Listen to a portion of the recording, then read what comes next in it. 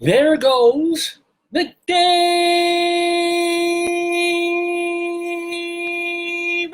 Good morning, everybody, and welcome on this Saturday morning, August 17th, 2019, to the brand new episode of Dave's Gone By with me, Dave Lefkowitz. We have a guest. We have a little fly buzzing around here. We have, let's see, what else do we have? We have talk and comedy and music and all the usual eclectic stuff that we do. Just got a big thumbs up from Tony and giving a thumbs up right back at him for reasons that I will explain after we play our all-important intro music and nonsense, which goes a little something like this.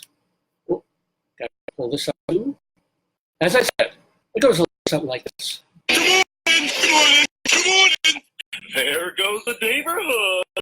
And there was much rejoicing. Didn't your meds kick in yet? We got David Lefkowitz here. He's a Long Island Arts guy. He's got his own radio show. I want you all to really enjoy a wonderful program done by a fine artist. A glorious thing of unparalleled beauty. Dave's Gone By. Dave is one of my very favorite broadcasters, so keep on listening to Mr. Dave.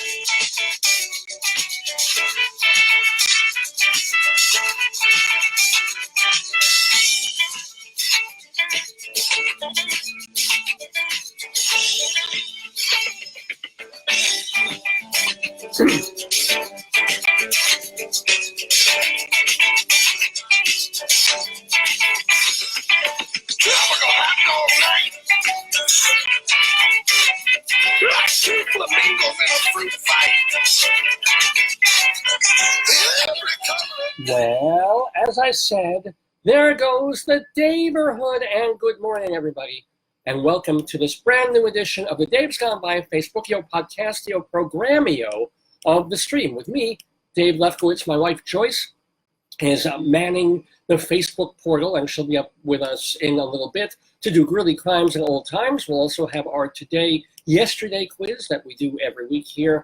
Plus, we'll have our Colorado Limerick of the Damned. Plus, we have, what else do we have? We've got our story time with more of Why Fish Fart. As a matter of fact, I forgot our folder. Oh my gosh, I'll be right there. How can I do this? How can I forget the one most important thing in the whole Daverhood? The magical folder where the magic happens. So, yeah, I guess it's just been such a crazy freaking week, ladies and gentlemen, that I'm not going to say I'm off my game, because a lot of the time when you're overburdened and you're overwhelmed, that's when you step up to the plate and find time and find energy and creativity that you didn't think you had, as opposed to, we all know this, when you have one thing to do, it'll take you a week to get it done. When you have 8 things to do, you'll do them in 4 days, all of them together.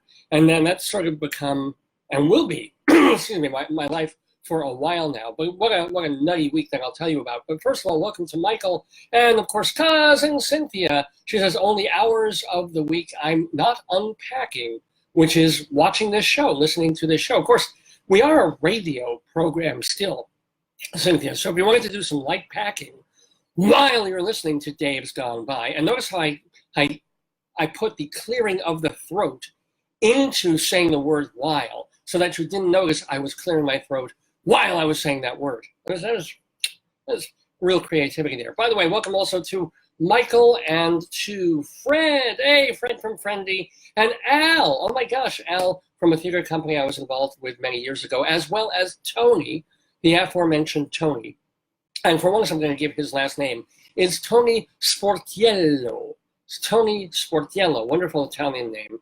He is a playwright. He has written, his probably best known work was a play called National Pastime that he then co-adapted into a musical called National Pastime with Al Tapper, and that's had productions all over the place. I mean, Tony's giving hearts now for his own name, so yay, I think. Or somebody's giving me hearts. I wonder. But the cool thing about Tony this week is he's a fan of the Daverhood. He tunes in every Saturday pretty much without fail, even though he's generally, his day job tends to be on Saturdays, so he can listen for a little while, and then he kind of has to put the Daverhood away and just sort of watch my, right? So he gets to sort of see the show or listen for a little bit. But Tony did me a real solid. He did 2 solids, actually, these past 2 weeks. First of all, Tony was kind enough, and I'm sure he enjoyed it, to come to Rabbi Sal Solomon's reading a week and a half ago of his play Shalom Dammit, An Evening with Rabbi Sal Solomon. That was done at the Dramatists Guild Foundation. It was really wonderful to see Tony and to catch up with him after all these years. And he liked the play, and he's giving us advice on what to do with the play now that he's seen it and that he knows that it's pretty wonderful and that it works. So thank him for that. That was one. Second thing is he writes for this online magazine called Splash Magazines. I know it sounds like a gay magazine, but it's not. It's a thing about just what to do, activities, fun, lifestyle sort of stuff. And if you can just go to splashmagazines.com. Oh, am I still raspy? Sorry. Apparently, my voice is still not where it ought to be. There we are. So he said, "Hey, Dave, you've been doing this podcast for many years now. You have more than 700 episodes." I'm like, "Yeah, I know that. I say that every week. And you can hear them all at davesgoneby.com. And he said, "Well, my editor, my folks at this magazine, they're not going to be that interested in the reading of the show because it already happened, and as fun as it was, I can't really make an article out of that. But for gosh sakes, podcasts are the thing now." The New York Times did an article about 2 weeks ago on the explosion of podcasts and how only about half a dozen of them crawl through the muck to out of 750,000, they wrote. There's about 750,000 podcasts jockeying for your ears and your attention.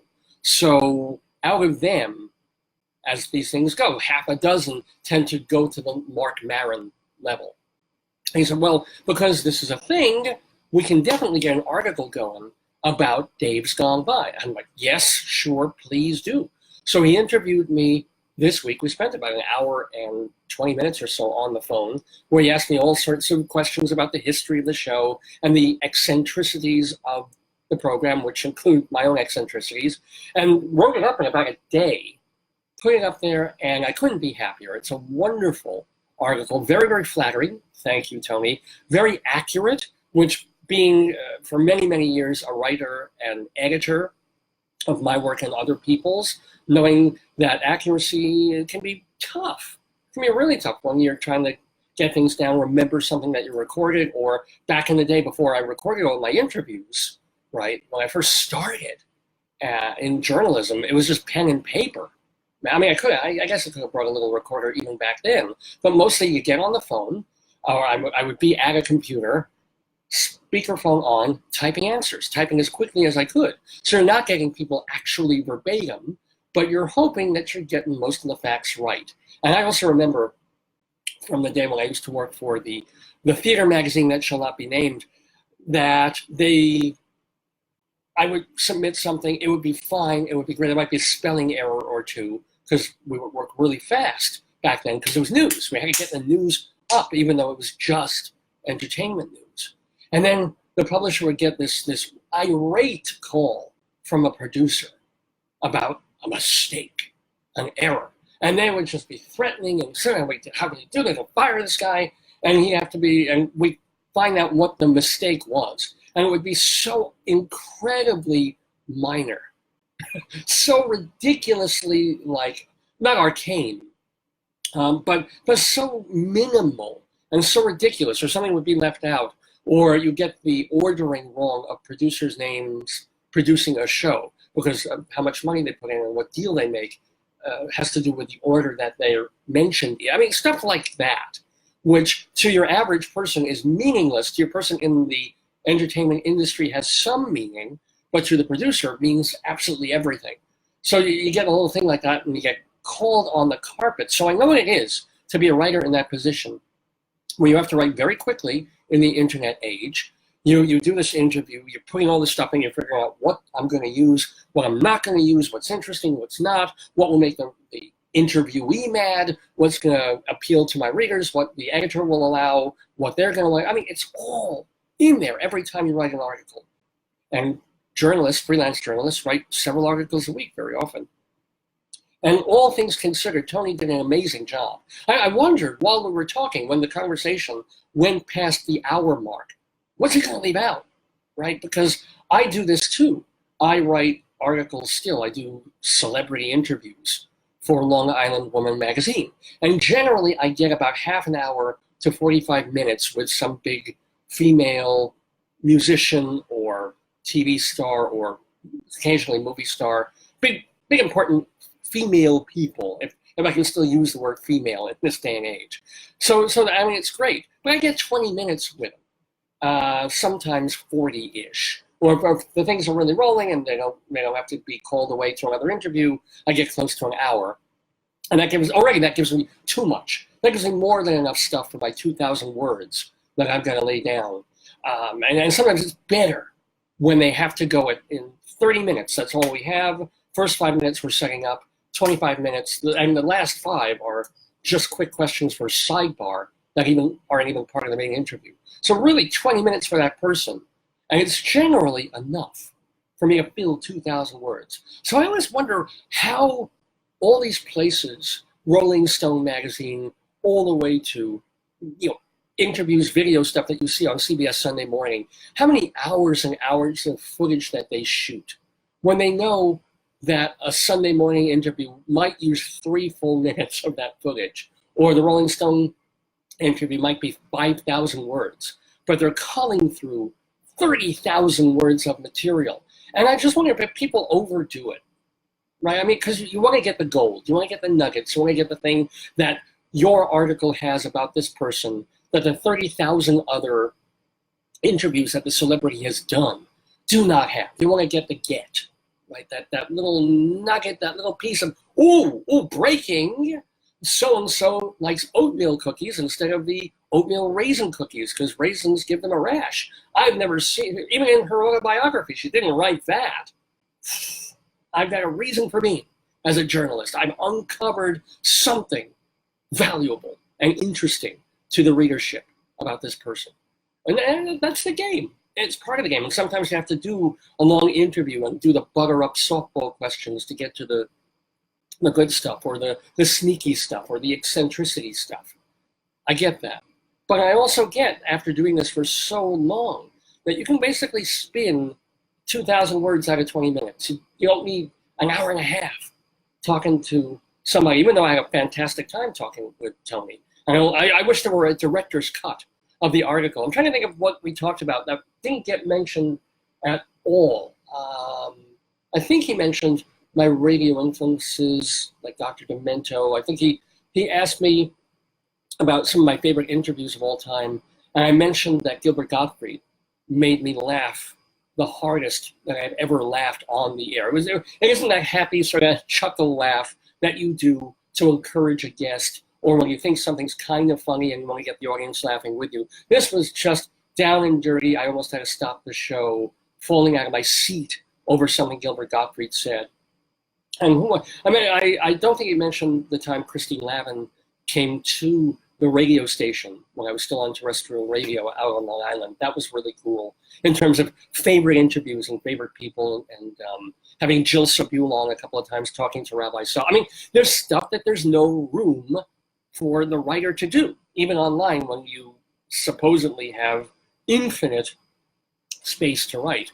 And I will say that Tony and the editors, they asked me for pictures. They asked me for photos to run with the article, because these days everything is image and words. It's all memes and pics and GIFs. And, oh yeah, there's some words in the article too.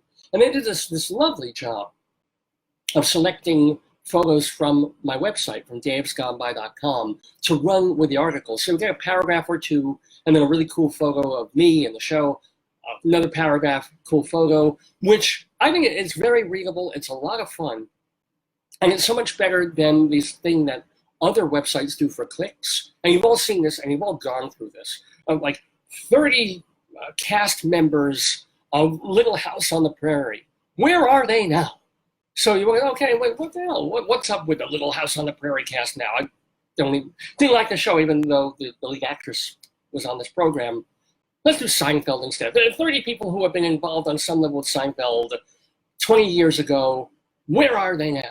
So you click, and then you click on the page, and a zillion advertisements load up and pop-ups load up. And finally you get, okay, Seinfeld was the most important show, and their finale got this many viewers back in the day.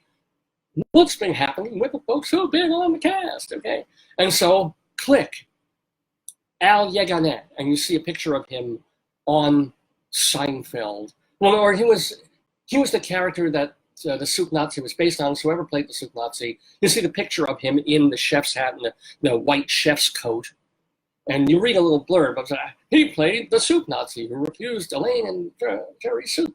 Great. And so whatever happened to him? Click. And then you see a picture of him much more recently, and he's still doing soup, or he closed the soup restaurant. Now this is what he's doing. And then you want to see, okay, gee, what happened to so-and-so? What happened to Jason Alexander? What happened to Jersey? All these people either directly or tangentially involved in the Seinfeld. What happened to Larry David? So a picture of Larry David back in his writing days, or when he was doing Fridays on ABC, into, here's Larry David, of course, Curb. But the thing is, every time you do this, you're giving them more clicks, but it takes for freaking ever. And I'm on a Mac, right? I haven't been on a PC in about half a year. But on a Mac, it's still like, load this advertisement, this thing that you have to click close because it's a video, and this is loading. So it takes 10, 15 seconds to load every freaking page. And they force you. It's not, you can't just click on a page and scroll. Oh, here's what happened to Julia Louis-Dreyfus. Here's what happened to the guy playing Kramer, and here's the real Kramer, and no, it's every time you want to see another picture, or usually it's a before-after, so it's click before, click after, click, and wait. And usually at this point, I know I'm being bamboozled, so within about 6 or 7 clicks, I'm like, I'm done.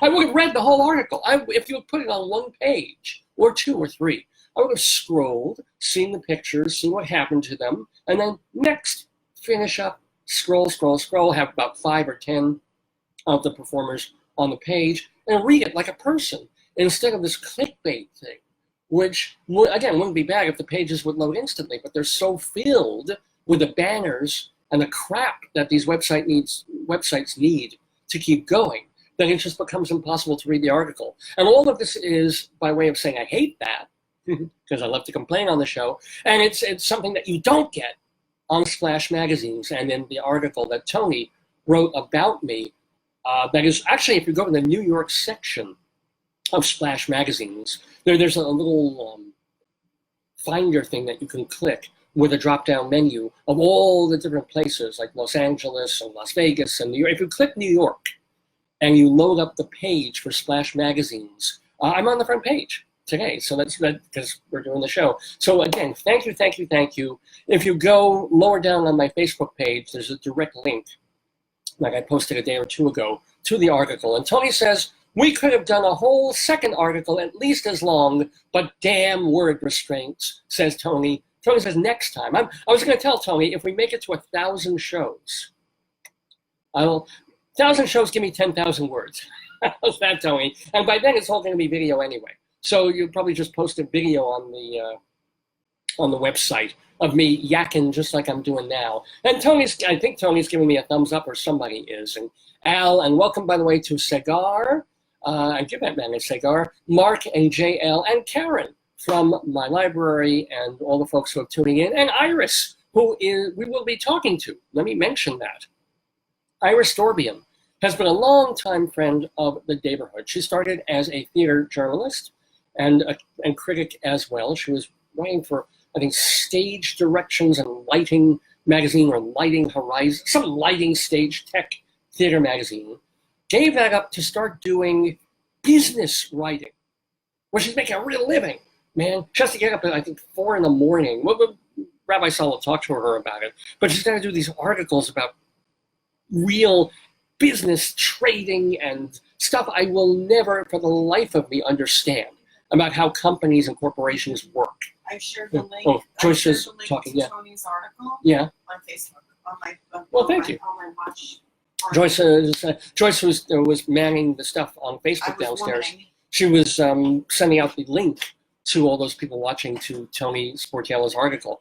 But the thing about Iris is that she's become a novelist, mostly in the young adult genre, to an extent, well, for a while, a little bit of the Jewish genre. She has a new book out, and this is an idea that she had for a long time, involving a real-life program where juvenile offenders, kids who had gotten into trouble, instead of just being warehoused and tossed into incarceration, the orange is the new everything system, they're one way of their getting out earlier, perhaps, or just of spending their time. Was it doing Lambada dancing? Perhaps, depending on the director. Was it the Love Mezuzah? If you, louder, choices. Well, maybe stand closer because they can't hear you. Only I can hear you if you're over there. Joyce is saying, are they forced to do the lambada, or are they forced to do the love mezuzah, which is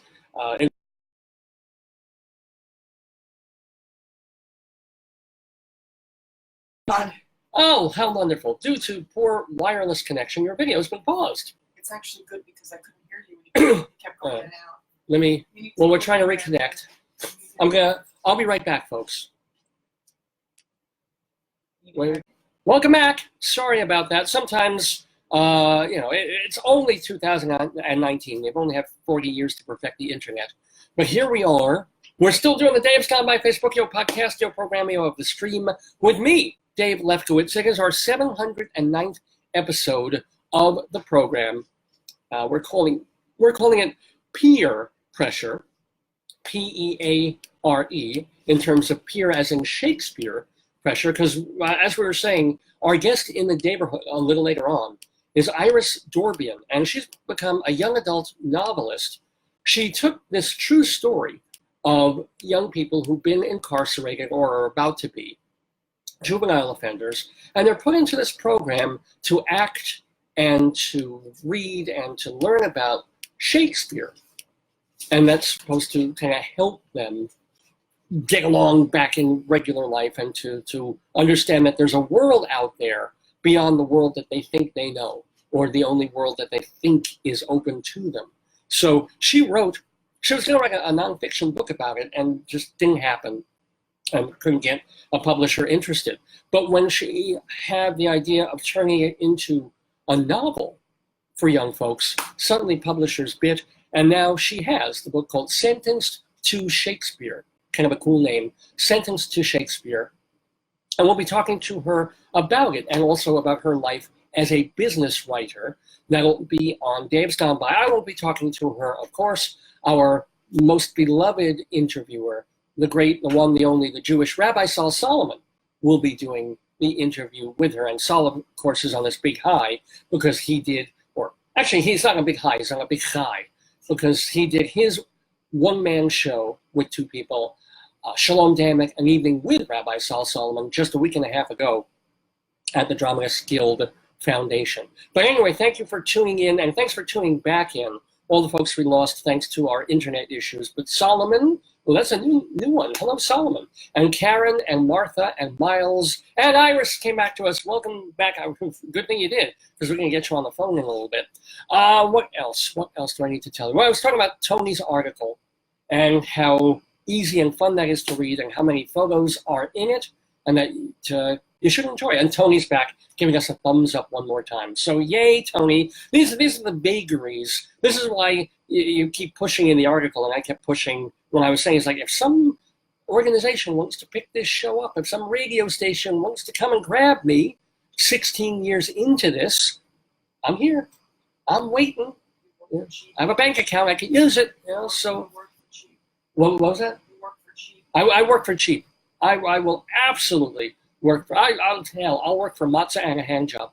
Basically, that's all you need to give me at this point, just to get me on the air somewhere. Even though this has been fabulous and Facebook has been wonderful and opened up a whole new audience and whole new avenues to me and to the Rabbi and to all the stuff that we're doing. Welcome also to Arlene, who has tuned in, and all the folks who are joining us on this Saturday, August 17th, 2019, for the 709th Dave's Gone By. As I mentioned, you can find out about all the others and even hear and watch them at davesgoneby.com. Just beat my lip. There you go.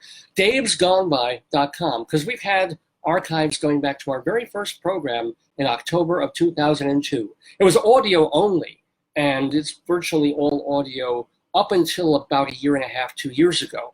And that's when we started broadcasting on Facebook and saving these things as videos, which has also just blossomed a whole new idea of what the show is and what the show can be. But if you're thinking about or curious about what Dave's Gone By used to be back in the day, and back in the Dave, davesgoneby.com is where all the archives reside. Also the pictures that Tony plucked from for the article, all that cool stuff at that website. Now, what else do I want to talk about? What else do I? Happy 16th birthday to my cousin Alex. I'm still, my throat is still, because I was at a party last night, and every time I go to a party and I have to talk over 3 dozen people and music, my throat goes. So I'm doing my best here this morning. But happy birthday to my cousin Alex. So we had this party, not we, Joyce and I went to his 16th birthday party. You don't really call it a sweet 16 for a guy, Why not? even in this day and age. It should be a salty 16 for men. It's I can drive my car 16. Right. Oh, do you want me to get the candy bar to show it or no? Well, that'd be cute. I don't know. Is there any personal information on there? I don't know. Oh, yeah. But they did some of the usual stuff that they do these days in birthdays. You So want me to get the toys so you could see them? the toys are cute. Are they all downstairs? Yeah, okay. Yeah, that'd be adorable. Okay. So they gave not really goodie bag, but they had cool, fun stuff for kids to play with. And they had memory jar things with lollipops in them, and this was kind of the top of the memory jar. I filched it to put it on camera today. So Alex is 16 years old. He is driving he actually turned 16 on the 10th. So he's been driving for a week already. Mazel tov on that. We had the party at a place called McQuaid's in, what the hell? It was Northern Valley Stream on Long Island. Very cool place, very buffet style, really good food, sausage and peppers, and chicken parm, and what else did they have? There's a nice salad. The cool thing, since they knew there were kids there, and was this transitional time between childhood and adulthood. They also had devil dogs and all these Drake's cakes. They had ring dings, devil dogs. And those coffee cakes. Yeah, the Drake's coffee cake. Do they particularly love those things? I think that's what Alex likes, yeah. I was wondering, because you Yeah, don't I really think- see that. I Yeah. think it's what he likes, what he enjoys. So they had and Deborah made cupcakes. Mm. Bobby's aunt will make me my cream cheese cupcakes, which she did not make, which is sad, but she will make them for me. Yeah. And we had cupcakes with funfetti. What is funfetti? Funfetti are different sprinkles that are in the batter, Yeah. and it's yummy. I like it. That's what they like. I know.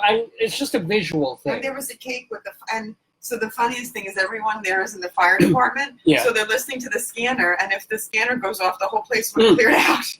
And a couple of fire engines did go past the restaurant, Yes. and we're all looking at the firefighter people because the family has a bunch of But they told me firefighters it was there. the wrong unit. Oh, okay. Because I was like, hello, there's a fire engine outside. I go, No, wee. but they all have radios Yeah. now. So if they had been called, they would have served. Yeah. But instead, we were served all sorts of really great food, Oh my God. and it was really cool. What's Helen? Oh, No, it has tilapia. Do you want me to make you? No, I'm dealing it. It's gonna go away. I just have to because my voice.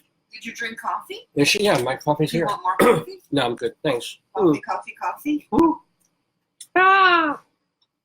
And what we do just to get away, from the noise and the tumult for a little bit, Joyce and I took a walk, and we just walked down Rockaway Avenue for like a block or two, just to get away from the party, to have a little time to ourselves. and we stopped by a dog God. place. Oh my Puppies. God. It's puppy something. Puppy Palace. It was Puppy. like puppy heaven. Puppy Empire. Puppy. You know. You're very cute. For the first time ever, though, I got kind of depressed looking at cute little dogs. You know why? Because there were so many of them. Yeah. Yeah. Usually, I mean, we've had our dogs. We lost one of our dogs 2 years ago. We still have our No, he one died. old dog. We didn't lose him. Yeah, no, It sounds like we lost him, Dave. Don't say we didn't that. take him to the park and like, Where's what Puppy? happened? Yeah. No. I can take him to the local library and leave him behind the shelf. Don't And say like, that. is he? Oh my God! I looked in the 600s. Don't He's not say there. that. That's a whole other No. thing. Okay, no, we didn't lose him. He No. had a zillion comorbid conditions, stroked out and dropped dead. If we're going to be, Amen. and then our other dog has other conditions, but so far so good. And we show him at some point every week here on when he wakes up. Well, I'll hold him on camera, and you'll see our dog Oofy. Unconscious now, Dave. But it's just having gone through now 17 years with dogs, and then it used to be we'd go into these places just No, to because look. it was like a warehouse. I mean, I know they were expensive, right? Yeah. But the other places, they have a few. It's very cute. This was like a warehouse. Yeah, and just yapping and barking Yeah. and just all together and Freaky. not really cage, but what would you call it? Like in like little plexiglass. Yeah, almost like tanks. Yeah, it's like doggy like tank. fish tank, dog tanks, and Yeah. just like, and of course they're all cute, but that's the problem. They're all cute, and when you see 2 or 3 or 4, you feel like, oh, I can rescue one. Not that we would again, no, but you feel like, oh, I can make a difference. He's gonna love me. I'm gonna love him or her. But when you see 30 or 40 of them in this store, you realize these are probably puppy mill, so they're being bred. It's not even getting strays saved. Yeah, that's a good point. And you just one after the other after the other. It's just too many. It's just I'm I think and I'm this just color's done. supposed to be fireman colors, red and black. Well, that makes that's yeah, cool. I was trying to think. So I don't know. I've never had. Usually you stare because in the pet stores they put the cutest puppies there. You want to look at the do, and they want to appeal Of course. to your heartstrings. But I don't know. I felt like, I don't know, a heartless Son of Sam character I'd walking rather, through there if yesterday. we ever would get an animal again, I'd go to a shelter. Well, yeah. Yeah. Or like we got Oofty through the vet, so you go to the vet and you say, if there's ever a dachshund nobody wants, we'll take, and then they usually do. Yeah. If you can really, truly save Yeah. an animal. We saved Oofty. Yeah, we did. We did. I don't get into that whole story of, I probably told it on the air at one His point. origin story. Because it's a long do you story. want to tell it? No, we just got him. We love him. Yeah, well, of course we love him. And maybe years from now, once we've traveled a bit and once our lives have actually shaken out into some level of normalcy, we'll get we're not another dog, a fish. When is that We'll going to get a happen? fish. Well, When will our lives ever be normal? well, I mean, Joyce has to leave town tomorrow because she's going back to Colorado without me, Yay! leaving me here in New York in the middle of summer. I have my passport if anybody's interested. You know, so she can go anywhere. She can go to Guadalajara, right? Yeah, because the first place I'm going to go is Guadalajara. We'll stop in Vegas for a quickie divorce, and then off you Whoa, go. woo! Yeah. Don't So you have to have consent for a divorce? I don't doubt think you it. can divorce someone without their consent. you must be able. What about battered women? Well, what about a couple where one I person, think you have to have consent of both parties. I don't think you can just divorce. or you have spousal cruelty or something like that, where the judge can decide or whoever I can decide. don't think that's true. I think you need both people. I think one can file, but then the other person has to sign paperwork. Well, how do they do it in the Orthodox community where you need a You get? got it, but they have to get a civil, and they Yeah. have to go to the bet din and get a Oh, man. right the bait. That's too much trouble. I'll stay married to you. That's all right. I got my passport. But yeah, she's going to deal with the university that has screwed her over. They've not screwed me over. They've. I mean, they're in financial difficulty, and Mhm. that's a problem. Yeah, and that has led to Yeah. some It's just- draconian decision making. Yeah, but the hardest part for me is because it's like you're not there. It's like, so let's say that, that like when my mom was sick, she said, oh, my sister said, oh, she's dying. She's very sick. I went there. Mom was fine. Mom was just mom. Yeah. But like when you're not there and you don't see it, you don't know. Well, all you hear about Yeah. is so-and-so left. Yeah, So-and-so took a did retirement yes. package. So I So-and-so have, like- fired. So like for me, it's like magical thinking. I Yeah. have no idea what's really happening. Mm. So we're on contract the week before. I'll get back. I'm glad my friend will pick me up. We'll go for breakfast. Right. Maybe get some vittles, and then we're on the road. Yeah. But meanwhile, I'm here. I'm in New York. I'm seeing theater. I'm trying to get Shalom Damn It further off the ground. And I'm working a day job now. So I've literally no time to breathe. I know. We don't see each other. This is my relaxation time. Doing a 3-hour podcast / radio-ish show is actually my version of sleep. This is me mellowing out.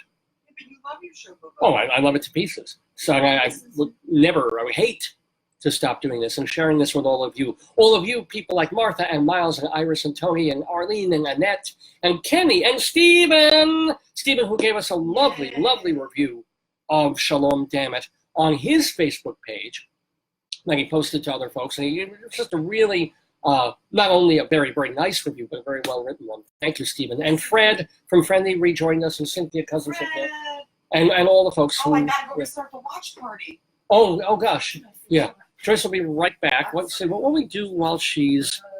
Let's put things out of order, because at 10 o'clock we'll be talking with Iris Dorbian, who is the author of Sentenced to Shakespeare, a novel, a young adult novel, about kids who are put into a program where they get to act in and learn Shakespeare, and this hopefully will pull them out of the nowhere and prison-directed lives that they've been living. She'll be talking to Rabbi Sal Solomon in just a little bit.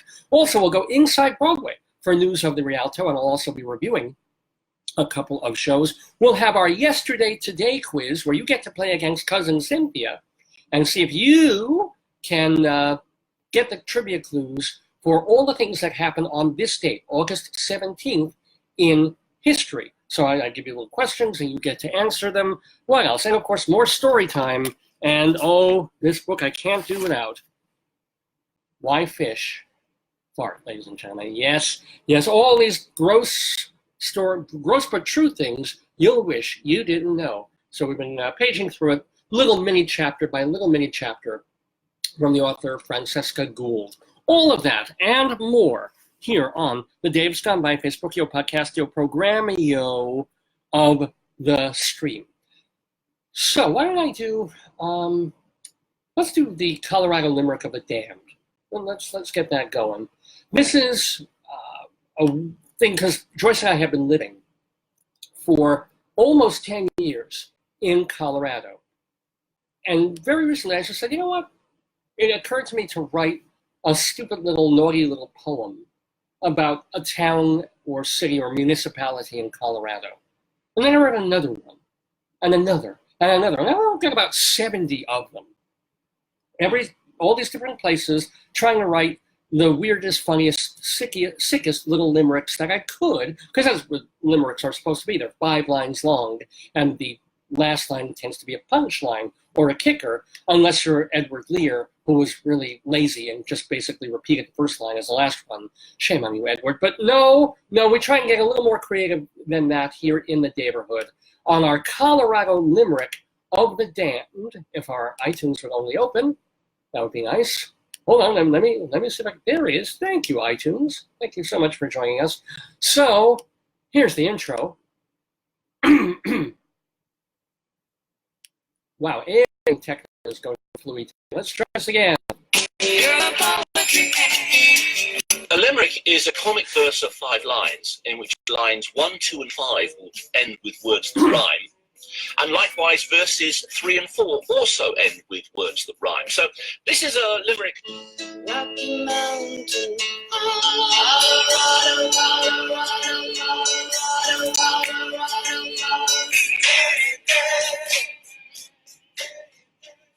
Yes, ladies and gentlemen, our Colorado Limerick of the Damned. And today we go to Manassa. Doesn't that sound like a place that ought to be in the South? Or I think there's a Manassas in Tennessee or Virginia or somewhere like that. But no, there is a Manassa, Colorado. And what is Manassa? I'll tell you, it's a small town of about 1,000 people in it. I don't know why our lighting just changed, but there we go. In South Central Colorado, South Central style. It's an agricultural community, and about half the town of Manassa is half Spanish and half Mexican. So it is a really kind of polyglot culture there. One of the things that it's known for, main thing that it's known for, is like Greeley has its Stampede and Cheyenne has Frontier Days. Manassa has Pioneer Days once a year, and those have been going back like 100+ years. They have turquoise mining there, and also they manufacture jewelry in Manassa. And I had no idea about this. I just learned this yesterday. Probably their most famous son, most famous person to come out of Manassa, Colorado, is the boxer Jack Dempsey, who was nicknamed the Manassa Mauler. Little before my time, but kind of cool to know that about Jack Dempsey. So that is our town. That is the place that our Colorado Limerick of the Damned will cover on this episode of Dave's Gone By. Let me clear my throat for the 4 millionth time. And get ready for a little culture, a little poem, a little disgusting humor here to set the tone on Dave's Gone By about Manassa. I know a cute girl from Manassa, so smart that she got into Vasa. She needn't do work because she knows how to jerk, and there isn't a prof who won't pass her. And that's our Colorado Limerick of the Damned, ladies and gentlemen, for today. Please send your comments and your complaint letters to davesgoneby@aol.com. That's davesgoneby@aol.com. You can also drop me messages right here on Facebook. As a matter of fact, Stephen writes, sorry, I heard you starting to mention me, and the volume went out on my phone. It's back now. It was great seeing you at Shalom Dammit. You too, Stephen, who was a guest on our show, I think on our New Year's program last year, and also he came to see Shalom Dammit, and he's been a longtime friend from junior high school and high school as well. So yeah, he's giving me a big happy smiley face too. So let's move on. Let's do, since we're kind of going a little bit off kilter and out of order, how about we do our quiz? Since we know Cynthia's with us and enjoying the show, and her husband Jeff, which means she's enjoying her husband Jeff, and I'm happy for her. It's our today, yesterday quiz, and this is kind of cool. I started doing this just a few weeks ago, where since today is August 17th, there have been a bunch of August 17th before this. For centuries, essentially prehistorically, there were August 17th. If you were going to do calendars rolling back into dinosaur prehistoric times, they just didn't really start counting, I guess, until what, the Greco-Roman calendar or something like that. I mean, was there a Thursday in 12 BC? I don't know. I guess you can, if there wasn't before 12 at the time, you could have a calendar person going backwards and say, oh yeah, Jesus is born on a Tuesday night. I don't know. All I'm saying is, what the hell am I saying? August 17th, we do some trivia questions, and you have to guess, what happened on this date in history on August 17th. And you're playing against Cynthia because she and Jeff are the ones who post or tend to post first. So the idea is to try and kind of beat them at their own game. It's trivia!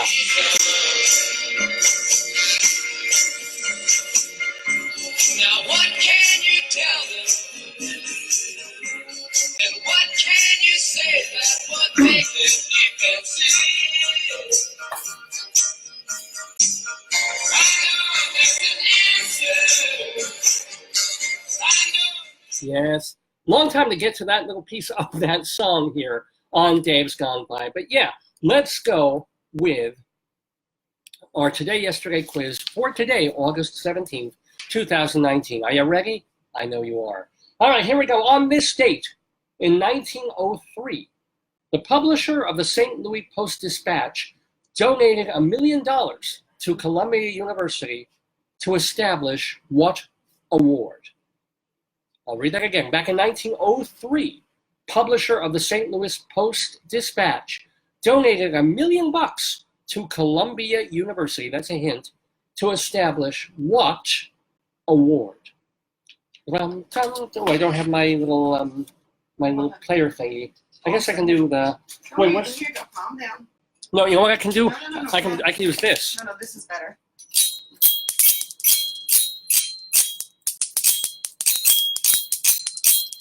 What is the? What's the point of this? Yeah, you got. There you go. See, there you go. There you go. Okay. It's actually a weapon for the children to throw and hit each other. This was at the party yesterday. Yes. They So- were playing with their balls. Yeah. Oh, no, they may be playing with their balls, but I'm playing with my knockers. There we go. So, do I have an answer yet? We're gonna give it another couple of seconds for the first question of our quiz. And so we seem to have an answer. Is it the correct one? I'm gonna give you a countdown of 5. And the answer is, on this date in 1903, there's a journalism award by a publisher. It was, that is correct, Cynthia, the Pulitzer Prize, Whoa. awarded annually for journalism and the arts. What's kind of interesting, I was briefly reading about this. Joseph Pulitzer, Jewish family, and he was broke. I mean, he had all sorts of jobs before. Well, eventually, once he moved, back in the day, you could make a living as a journalist. And eventually, he made enough to buy a newspaper. But, thank you, Tony. Tony says, great question. Let's have a couple more. We have our 8-question yesterday quiz. Next question, this opera. Oh, here's one for Stefan Zucker, our friend of the Daverhood. This opera, the last in a 4-opera cycle, has a title that has variously been incorrectly translated as Twilight of the Gods. It actually means violent, catastrophic collapse. That sounds better. It does sound better, doesn't it? That sounds so nice, hon. This opera that I'm talking about premiered in Bayreuth on August 17th, you got the right idea, 1876. Name the composer and the opera. I think the composer's a little easier Do you than have the other chicken? the opera. No, did chicken fall? There's only one chicken. Oh no, what happened to chicken? Oh my God, David, where's the other We've chicken? lost, and there ain't nobody. While you think, I'm going to look for chicken. No, I'll bring you. Where's the other He chicken? probably fell behind something and I don't know, hatched. No. Anyway, I'll read that question again. I don't know where chicken is. We gotta look for him later. There's only one chicken. Oh, You didn't take the chicken? Yeah. Looking, no, I certainly did not. So we have one answer. Tony's playing along now. So we have one answer. Is he correct? Because you can read, I think, the answers when people are posting them. At least I can. So, I mean, in the watch parties, I can't. So those are just for you guys. But again, it's an opera that is the last in a 4-opera cycle. And the title, people generally refer to it as Twilight of the Gods, but the literal meaning is catastrophic violent collapse. The opera premiered in Bayreuth on this date in 1876. Who is the composer and what is the name of the opera? Wait, actually, this is not, I'm doing Hoyato, but it's the wrong opera. Hold it loose, it plays better. All right, well, the answer is, well, first of all, Tony got it right. The composer is Richard Wagner, the miserable anti-Semite, but genius composer. And the opera that closed the Ring cycle was Götterdämmerung, which is, came after the Dingebelungen and which is the Hoyato one, the Valkyries. Yes. Well, but anyway, yes, it was Götterdämmerung, which I'll never forget. It was Anna Russell, who was this comedian who made fun of opera, and she's just used it so perfectly. It's like, that Götterdämmerung King. Get it? Because there was a. That's funny. That's funny. She was great. Anywho, but next question. U2 may be the name of an Irish band. Yes. Not you also, but U2 may be the name of an Irish band. But back in 1960, it meant espionage. Ooh. U2? U2. On this date, who pleaded guilty to spying on Russia? More things changed, more they may remain reversed. It was, Don't say it, but what's Trump's son-in-law? Kushner. Was it Jared Kushner? I don't think it was Jared Kushner. So Was it Jared Kushner's grandpappy? it might have been. Mr. Grandpappy Kushner? So it was a big famous story and a big embarrassment to the United States back in the day. But this person who admitted he was there spying for the United States, and it has something to do with U2. What was it? And this happened back in 1960 on August 17th, because he pleaded guilty. Uh-oh. Cynthia, ask Cynthia how she's feeling too, baby. Well, Cynthia, how's your leg? And she said this is the time of day when she's not packing. Yeah. Here we go. Are you ready? Does she mean a gun or does she mean I'm like wondering if like, or fudge, whatever it is. God. I'm going to give it to Cynthia. You got the names a little bit reversed, but it's Francis Gary Powers, who remember, he was shot down in this U-2 spy plane. Or so they said. Yeah, and was kind of, you're supposed to give your name, rank, and serial number and shut the hell up. Yeah. Instead, he said, no, I'm spying for the CIA. Don't rush on that. Who slips? Yeah, exactly. I don't know if he sank anything. But yeah, they captured him behind, as it were, Cold War enemy lines in his U-2 plane. So that happened on this date back then. All right, how you guys doing? I think Cynthia is like 1 for 3. No, sorry. She's 2 for 3 so far. Cynthia usually gets the answers right. Now, a lot of people will get this one. If it's Cynthia or Mr. Cynthia. Cynthia, is it you or Jeff who are getting this? And be honest, or both of you. Here we go. Happy 76th birthday to this actor, born in 1943, whose films include Midnight Run, Brazil, Awakenings, and New York, New York. Those are films or on Broadway? No, those are movies. Movie actor. Perhaps not his most famous movies, because I don't want to just like give it away. I don't give people hints. Let's see. Oh, I just joined. Oh, yes. There's another David Lefkowitz, and he just, hi, David Lefkowitz. Oh no, parallel universe. Oh. Show him the cup, see if he recognizes. Wait, do you feel pain if I do this? if I go like this, this is clean. Is there schnarts in your handkerchief now? Anywho, the question is, who was born today, back in 1943? It's not Potato. Hi. Who was born on this date? His films include Midnight Run, Brazil, Awakenings, and New York, New York. And I'll give a little hint here. That last film was directed by a guy who made a lot of movies with this guy. Yeah, that's helpful. Kind of is. I'm going to give it another 5 seconds here.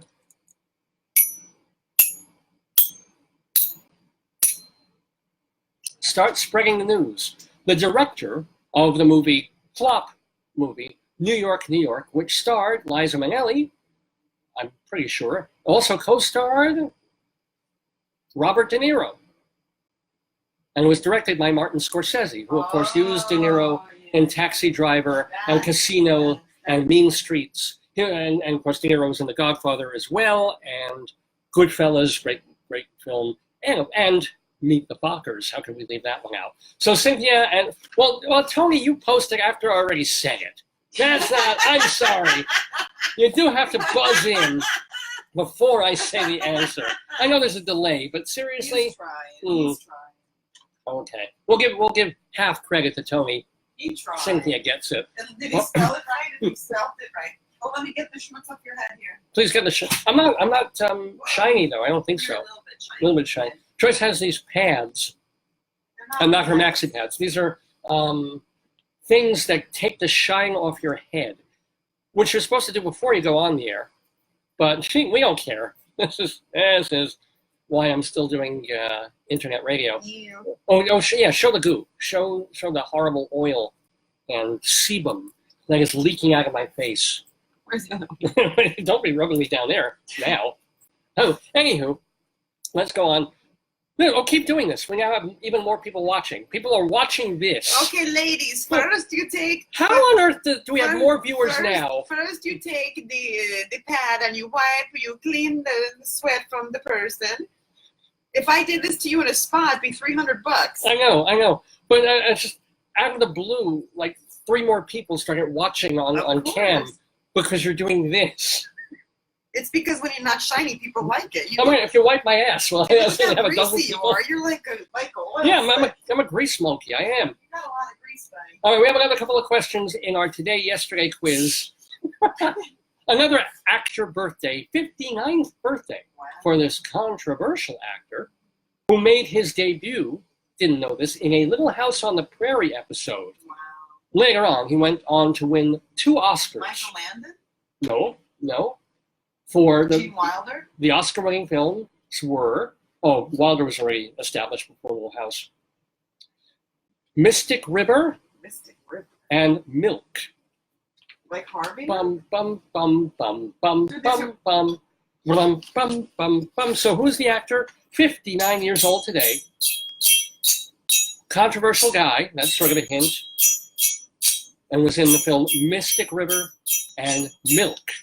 We saw Milk, actually, in the movie theater, if you remember. You were right about Harvey. Yeah, so. Because I work with HIV. Well, we have an answer here.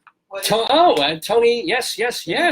Tony jumped all over Cynthia on this one. I wouldn't say that. And the answer is I wouldn't describe it that way. Penn, Sean, or as Tony mentioned, Madonna's husband, or actually ex-husband. Sean Penn is. Didn't he interview Chapo? Yeah, he went off to do an article about El Chapo.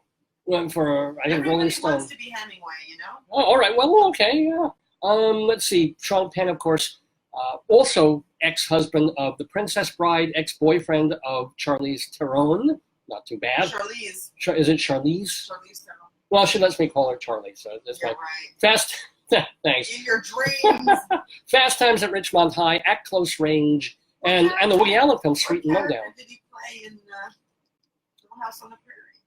Oh, I don't know that show well enough to know it. He was probably a guest actor role as almost a kid, I would imagine. Because remember, in Fast Times at Ridgemont High, he was almost a teenager. Yeah, he was young. Hey, speaking of Sweet and Low Down, today was a day, if you were paying attention, stupidly, I think I gave you this answer. Speaking of Sweet and Low Down, today was the day in 1992 that this film director admitted to having a relationship with his girlfriend's adopted daughter. Name all 3. Oh, it's easy. Okay, don't say it. This They're one, still married. gotta give you a. Who? Oh yeah. So, what film director who directed Sweet and Low Down, as I mentioned, admitted on August 17th that his girlfriend's daughter was of more interest to him than his girlfriend, and that they had consummated certain things. And they did it in a very neurotic and exciting kind of a way. Doesn't he play the oboe where he plays something? Like an oboe? Oh, well, this person is a clarinet player, and I guess his adopted stepdaughter was, well, not really a stepdaughter. He taught her to play his flute, but okay,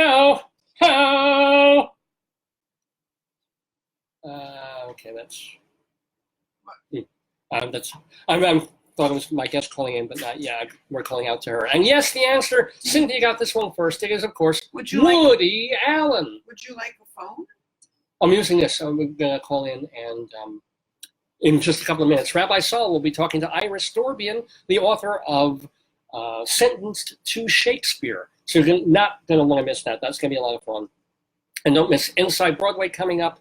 And we have our story time of Why Fish Fart. And Greeley Crimes at All Times. It's very disappointing because you never... What? You never, ever... I showed you where it is in the book. But you never talk about it. Well, we will. It's so disgusting. We will. Here we go. I'm going to do a couple more questions, and then we're going to get Iris Dorbian on the phone. On this date, in 1882, Shmuel Gelbfish, Rabbi Saul is going to love this question, Shmuel Gelbfish was born. Gelbfish. I don't know what Gel's name, but was born in Warsaw. But America called, and then Hollywood, and then this mogul became the G in MGM. Name him. What became of Shmuel Gelbfish? What was I think he became gefilte fish on Passover. That could be it. What was the lion, the roaring? Yes. Well done. I'll do the lion's roar for like a. Wow. Are you okay, honey? What was that? I'm doing the lion's roar for the MGM logo. Okay, good one, Tony. What's his first name? Yes, Cynthia got the first name. Tony got the second name. It was, of course, Samuel Goldwyn, the middle of Metro-Goldwyn Louis Mayer. He was born on this date in 1882. And finally, one more question. Excuse me. Yes, old-fashioned, totally non-commercial radio here. On August 17th... It's not radio. What we It's podcastio. There's a podcastio programmio of the stream called Dave's Gone By. It's actually 2 minutes after 10 in the morning Eastern Time, live on this Saturday, August 17th, 2019. I'm Dave Lefkowitz. That's my darling and adorable wife, Joyce. You're watching the Dave's Gone By program. Our 709th episode of the show, which we're calling Peer Pressure, as in Shakespeare Pressure. But we got one more question in our quiz. On August 17th, 1996, the Reform Party announced its founder as the candidate for President of the United States. Who was he? 1996, the newly formed Reform Party announced a candidate for president. While you're thinking of that, I need to do this. Hello. Yes, great. Turn down your radio, and Rabbi Saul will be with you in about 2 minutes, okay? Who's still in the... I don't know if I'm okay. Yeah, no, but thanks for asking. Okay. Yeah, but stay with us. I'm going to put you on speaker and get you with the rabbi. Okay. So I had to do that. So while you're thinking, do we have an answer? Cynthia has given us an answer, and the answer is correct. Ross Perot. It was back in 1996 that he himself founded the Reform Party as kind of to be a third party candidate, because, you know, the Democrats and Republicans have done so well for this country the past bunch of years. But yeah, and he did not win. I think he got about 8 or 9% of the vote. And then what was weird was their next candidate was Pat Buchanan, and Ross Perot didn't even support him for some good reasons. So, you know, still waiting for that third party thing to really click. There was rumor that Trump would have tried that, but no, he had other ideas and they worked. But it is correct. On this date, August 17th, 1996, Ross Perot announced his candidacy for president. And what's kind of interesting is that Ross Perot just died about a month ago. It was on July 9th, and he lived until 89 years old. So I think he did this country something of a service. But yeah, we're here in the Daverhood doing Dave's Gone By. And oh my goodness, I think we have a phone call. You know we have a phone because you heard me off camera taking the call. But yes, we're very excited. We're going to be talking about theater, and we're going to be talking about young people. I don't care about young people, but I care about the theater. So we have Rabbi Saul Solomon joining us in the Daverhood to talk with a writer, a journalist. Her name is Iris Dorbian. Now, she's a friend of the Daverhood. We've talked to her about another book she wrote about the theater. She's also been, I think, on one of our Tony shows, handicapping some of the nominees because she was a theater critic for some years and a theater journalist. Rabbi Saul will be talking to her about her book, and the book involves this fellow.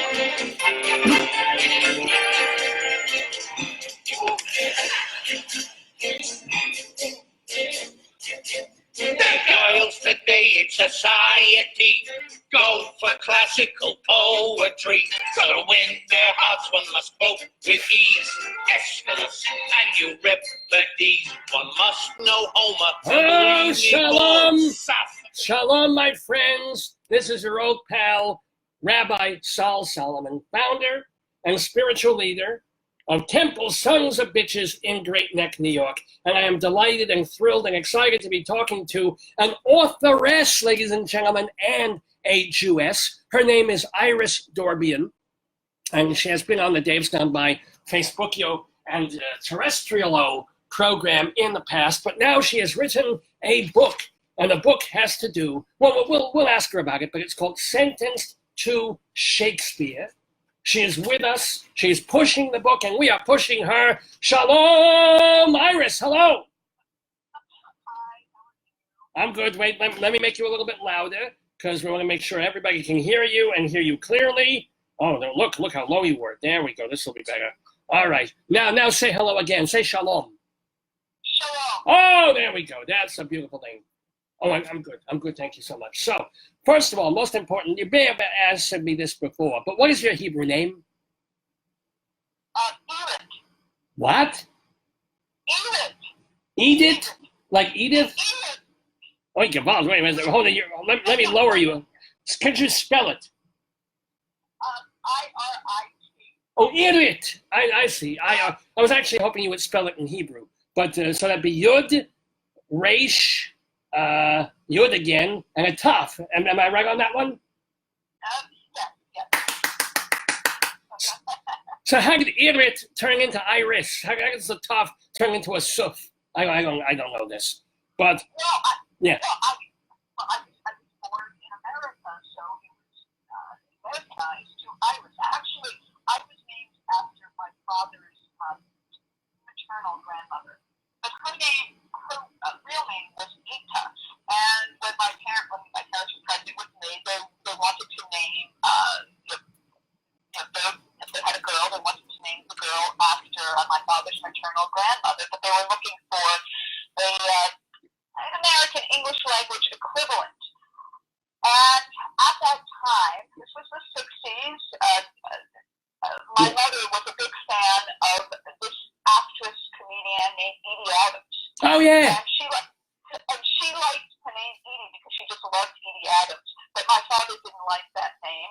Instead, there was a coworker of his who had a daughter named Iris, and he thought that was a nice name, and he mentioned that to my mother, and then she agreed. So that's how I got the name Iris. Well, I'm afraid that's but it was really inspired by my father wanting to name me after his maternal grandmother. Got it. Well, I'm afraid that's all we have time for in the interview. No, I'm kidding. But we're talking with Irit, I will call you that for the rest of this interview, about your book. Now, this is not your first book, by the way. You already wrote, there was one that you did about famous producers in the theater. Am I correct? What? No. Yes. Yeah, that was about 10 years ago when I was still editor-in-chief of Stage Directions, a theater trade publication that is still going on, although now it's headquartered in Las Vegas. Then when I was editor, it was based in New York City.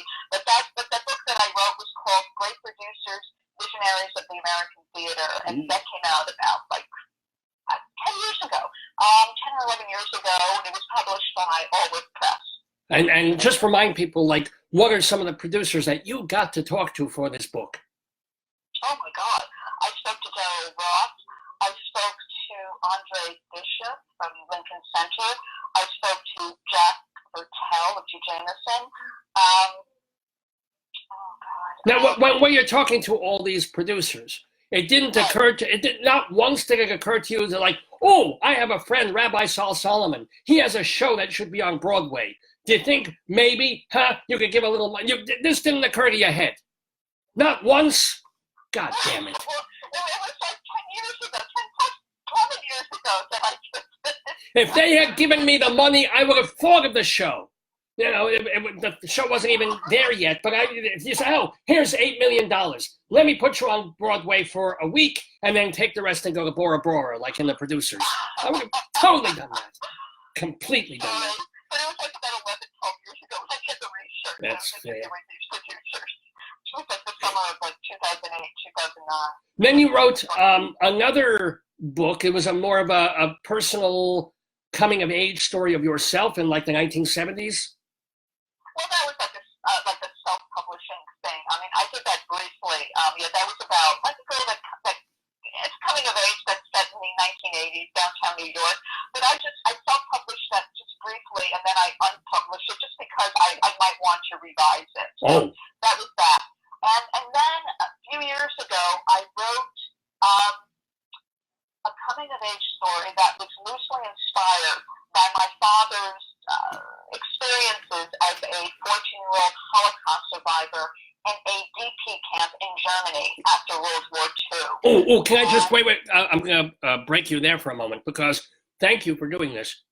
Because remember, there's a rule, and I think it's in the Torah somewhere, that says if you're Jewish, you can't go more than 15 minutes without mentioning the Holocaust. So I really appreciate you bringing this up. And we've done our due diligence. It's like the Leonard Cohen radio law in Canada. So thank you for me. So yes, your father was a Holocaust survivor. Thank God. And you wrote the book about him. Well, he was in the military, wasn't he? Yeah, he was a Marine. Right. Yeah. But he didn't willingly enlist in the Marines. Oh. It's a very interesting story. What happened was that he came to this country in August. Actually, it's been like 70 years since he came to this country. He was 18, 19 years old in 1949, August 1949, and he wasn't a citizen. And then about a year later, the Korean War broke out. And my father was draftable age, so he was drafted, and he got the notice to report to the Army Recruitment Center in Times Square. So Dad went, and he brought up the fact that he wasn't an American citizen. Did he have to serve? And they said to him, well, no, you don't have to serve, but that doesn't mean we won't start deportation proceedings. There you go. And then that same day, this sounds so ridiculous, but I tell you this is true based on what my father told me. There was a representative from the Marine Corps who said to the Army recruiter that literally he needed a few good men. So the Army recruiter said, go and pick. And my father was one of those who he picked. And that's how Dad ended up in Paris Island in Camp Lejeune. But what is the special aspect of all this that you put in the book about your father's experience? Because you mentioned the Holocaust, not the military thing, but yeah. The story, the book was called An Epiphany in Lilacs, in the aftermath of the camps. It's just a lot of what is compiled in there is just based on a lot of the stories that my father told me that what happened. Although a lot of it is fictionalized, and there's some characters that I combine just for expedient purposes, just made it easier rather than focusing on like a wider cast of characters. Because I realized in writing these long-term narratives that if you can condense characters rather than adhering to this epic cast of characters like it's War and Peace, then it's just easier to tackle it that way. But yeah, the stories were based on what he told me, and a lot of it was, and also what I know from other members of the family, who survived. Like my father has two older sisters who are still alive. Oh. And a lot of, they're still alive. And I was very familiar with what happened to them after the war, and also during the camps. He was forcibly separated from them and his mother when after they were arrested in October 1943, and they were sent to the first concentration camp, Kaiserwald, which is a camp in Riga. And so I was well aware of what happened to them afterwards with his two sisters. His two sisters and his mother, they were together, and Dad was by himself. So I was aware about that, and that's incorporated in the book. But there's also a lot of aspects that are fictionalized. Well, I want to go towards there because in terms of making the choice to go from a real, actual life story based on stuff that was told to you and was true into fictionalizing it, because that's what you essentially had to do to write your new book. What happened? You were going to write about this years ago. You were going to write about this actual, real program of young offenders. Well, tell everybody. Tell us. Yeah. Okay. The novel is called Sentence to Shakespeare. It just came out. The publisher is it's Milford. Richard Nixon. Oops. Milford House Press. Yeah. It's Milford House Press, an imprint of Sunbury Press, which is a small publisher in Pennsylvania. And it's about a teenager in suburban northern New Jersey who is arrested on assault and battery charges after turning the tables on a bully who had tormented her for months. So she's arrested for beating her up, and as a condition of her probation, she is sentenced to take this Shakespeare workshop. And it is loosely inspired by a real-life program that has been going on in the Berkshires for nearly 2 decades. And that program is called Shakespeare in the Courts. It's an initiative that was co-conceived by a now retired juvenile court judge, Paul Parachi, and Shakespeare and Company, a real-life classical theater troupe in the Berkshires. And very interesting program. I first found out about it when I was editor-in-chief of Stage Directions. I remember getting a press release about it like in 2002. So it had been around for about a year, and I was just so fascinated by it. And just the idea that that juvenile offenders or at-risk youth could find their salvation. I think pentameter was just fascinating to me. So And is the program, do they act Shakespeare out? Do they put on a play? Do they just study it? What do they do? Okay. It's an actual workshop, and they have to take scene study, speech, just what you would take in that type of acting workshop that focuses on Shakespeare, stage combat, and it culminates in an evening full of prepared scenes, in front of an audience, an invited audience of course, relatives, probation officers, people who are in that juvenile justice community in that area. And the idea is that completing this type of workshop will give these kids the self-esteem needed not to relapse into crime. And has that been shown to be effective? Is it true? Okay, well, according to them, the recidivism has been low. There are kids who do relapse, but by and large, it has worked, and it's been very successful. And 17 years ago, when this first was launched, there was just one workshop that was in the Berkshires, and it was about 11 weeks. And in my story, it goes on for several months. Although now it has been abridged. Now I believe it's like about 5 weeks, and instead of meeting like once or twice a week, they meet every day, after school. Yeah. But there's also, they have launched similar workshops enabling municipalities, that surround the Berkshires. There's one in Pittsfield, Massachusetts, and then there's another one. And I believe a couple of years ago, there was, I don't know if it's worked or not, I haven't really checked, but there was there were people in Milwaukee who were interested in launching a program that was similar to Shakespeare in the Court, and they were talking to the retired judge, who Founded the thing, yeah. As well as Shakespeare and Company. So it has, it's expanding and it's influenced other. I know that locally in Great Neck, where I have my shul, we instituted it was a rather terrible program called Sentence to Mammoth, where we would take these at-risk youth, and they would, for a week or two, they would go there and they'd come out like, fuck this, fuck that. They would steal things, they would hit each other over the head. It did not go well at all. Well, I wouldn't think so with Mammoth. But with Shakespeare, okay. See, the idea of it first began with this now retired juvenile court judge, Paul Parachi.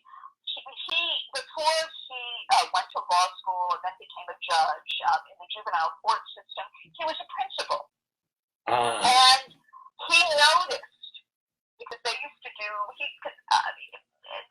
there was a lot of like these theater companies that would come and they would do these little programs with the students outreach, and one of which was, I think it was Shakespeare and Company as well, and he noticed that Shakespeare, unlike the other theater components, Shakespeare seemed to have a strangely unifying, almost therapeutic influence among this wide diversity of students, ranging from the valedictorians to the at-risk students. And it just got him to thinking that maybe this might be a good way of rehabilitating kids that, that are that are marginalized. So when he became a judge,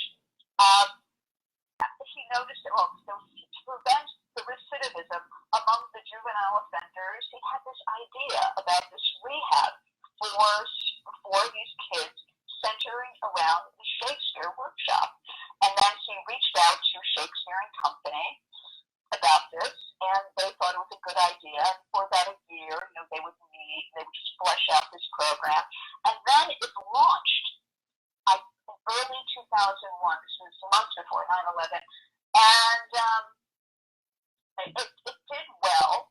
It was kind of like, it was sort of precarious because in terms of the funding, and at one point, it was like at the 25th hour, the funding, there was the funding that they thought was going to help support, sustain the workshop and pulled out, and then they had to scramble to get somebody else, and then finally they found someone else. So it was sort of it was very risky. Well, let me ask you, in doing the research for your book and doing the research for Sentence to Shakespeare, did you physically go to the Berkshires and talk to people, or did you just use not secondhand, but not primary source information in order to write your novel? I was supposed to actually, years ago, go there, and then it didn't work out for a variety of reasons. But no, I did speak to the judge. And I did speak to the judge, and I spoke to the Shakespeare and Company people who are involved, in the development of the pilot program, which would eventually evolve into Shakespeare in the courts. So even though I have not seen it firsthand, I have spoken to the people who were involved. And I also spoke to the chief probation officer. She was the one who was she played an integral role in suggesting the juvenile offenders who would be right for this program. Because you see, not everybody is eligible for this program. Oh. You have to be 13 to 17 years old, and you can't commit a felony.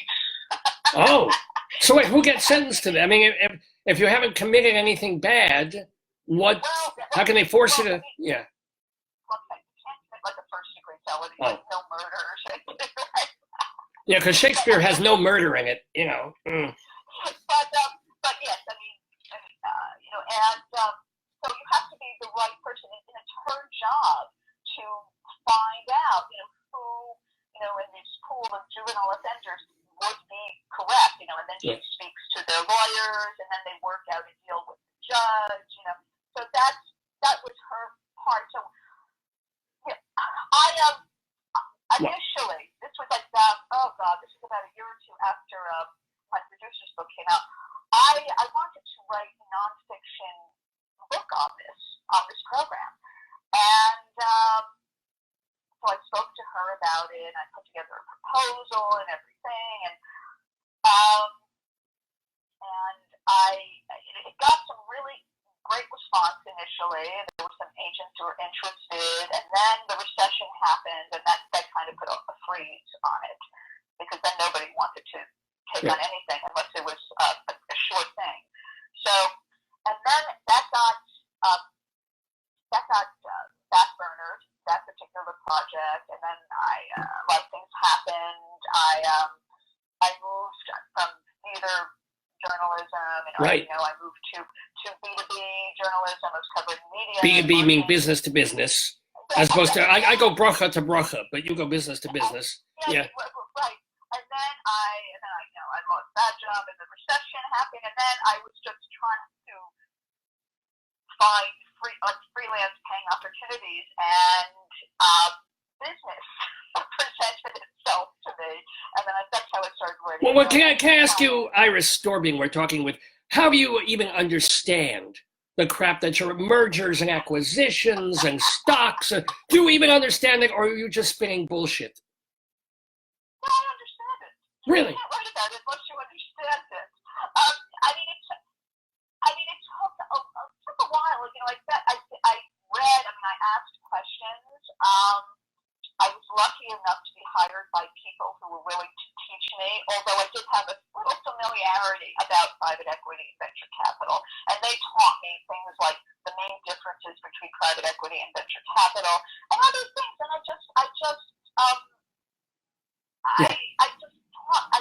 I learned from them, and I also read up a lot about it. So that's what helps me. And you work off a lot. The kind of interesting thing is you get to work from home, but you also have to be working at 5 in the morning.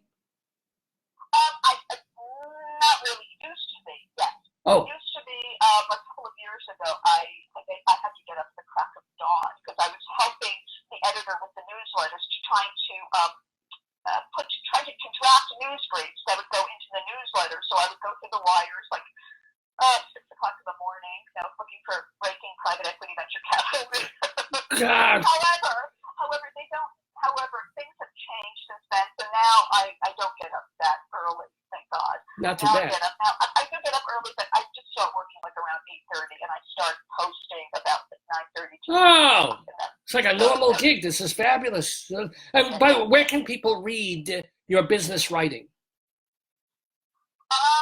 Well, they can go to PEHUE.com. And it's a blog newswire that covers breaking news in private equity and venture capital, published by Buyouts Insider. They can also, in addition to doing that, for the past year, I've been blogging about the business of the legal cannabis industry to Forbes. So they can also, just Google me, Iris Dorbian Forbes, and I write about 5 blog posts, 5 articles on the legal cannabis industry per month for Forbes. So What has surprised you? What has surprised you the most about the cannabis industry? Be it in Colorado, be it in the rest of the country where it's still federally illegal. What has surprised and shocked you about the business since you've been writing about it? Well, okay, one big thing is that even though it's still federally illegal, and it is still a fragmented economy, meaning that there are only there's 33 states and DC that allow medical cannabis, and there's 10 states and DC that allow recreational. And even with these odds, the fact that it's not a whole completed economy, there's still so much money that is being generated from this space. It's incredible.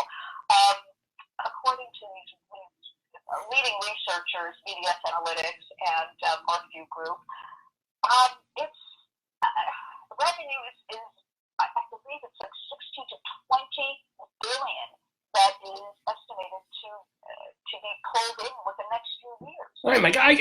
I'm doing this. Yeah. And that's only for the United States. That's only for the United States. I'm trying to raise money for my stupid show. I should be dealing pot. This is my gosh. I should be rolling oregano in lulav leaves and selling that. I'd be doing much, much better. Oh my God. Yeah, there's an insane amount of money. But even with the insane amount of money, the entrepreneurs in this space are having a lot of problems finding banks that will work with them. Well, until it's federally okay, you how do you trust? The bank is the Fed, literally. Yeah. By the way, we've been talking with Iris Dorbian, or Iris Dorbian. She is the author, of course, of Sentenced to Shakespeare, which is available from Milford House Press, but of course you can get it on Amazon and other places where books are. So now it is a hard copy book as well as an online publication, yeah? Well, it's paperback. Okay, well, yeah, but you can get a physical copy. It's not this thing that's, yeah. Great. Okay. And so, if people want to, you mentioned that they can Google you for the Forbes articles, Iris, I-R-I-S, Dorbian, D-O-R-B-I-A-N. Iris Dorbian Forbes. So, I want to ask you 1 or 2 more quickie questions before we do have to let you go. So, first of all, do you have a favorite Shakespeare play? I like Midsummer Night Dream. That's a nice one. I like it because it's so bright and upbeat and silly, and unlike Titus Andronicus, well, if you're hungry, yeah. Nobody's cooking their children in pies and serving it to their, other people. So it's very light, upbeat, and it's fun. And actually, in the novel, my character, my protagonist, Leah, she is assigned to work on a monologue from Midsummer's, which Elena's monologue, and so that's my homage to probably one of my favorite Shakespearean plays. Yeah, and now the final question for our guest in the Daverhood, Iris Dorbian. For many years now, and you mentioned this, you have been living and working in New Jersey, and I wonder how do you keep from committing suicide? Just wondering. I'm just curious about this. Well, I go to New York a lot. That helps. And I'm very active. I mean, it's not so bad. I know. I'm just kidding. I'm just very sorry. Hey, there's one thing though. I was weaned on shopping malls and diners, and I'm still very fond of shopping malls and diners. Does that help? It does help. Anything helps. If you have to live in New Jersey, you'll find whatever helps, I'm telling you. Ladies and gentlemen, we have been having a wonderful time talking with Iris Dorbian. Make sure to get her latest book. It is called Sentenced to Shakespeare. You can find it on Amazon from Milford House Press. And of course, read her articles in Forbes online magazine. Iris Dorbian, it has been, or Irit Dor, I keep having to say Irit Dor. We are in the spirit of Irit. And thank you for joining us in the Daverhood, and shalom to you. Shalom to you. Bye-bye. Very welcome. Bye-bye. Iris Dorbian, ladies and gentlemen, let's hear a little bit more from Kiss Me Kate, a classic song here about brushing up our Shakespeare. Ho-ho, unless you know Shelley and Keats and Pope. Dainty Debbie's will call you a dope, but the poet of them all, who starred and simply Raven, is the poet people call the artist Stratford-on-Avon. Ladies and gentlemen, you are listening to the Dave's Gone By Facebookio Podcastio Programmio of the Stream with me, Dave Lefkowitz, on this Saturday, August 17th, 2019. Yes, we are live, coming to you from the Daverhood on Long Island. And I'm not sure, I don't know if my wife is busy packing or if she's listening, we can come up and do Greeley Crimes and Old Times. Otherwise, I'm going to start our Inside Broadway segment. Since we have that, I'm going to talk about Broadway. And it's funny that I was just listening as Rabbi Saul was interviewing Iris Dorbian talking about Midsummer Night's Dream.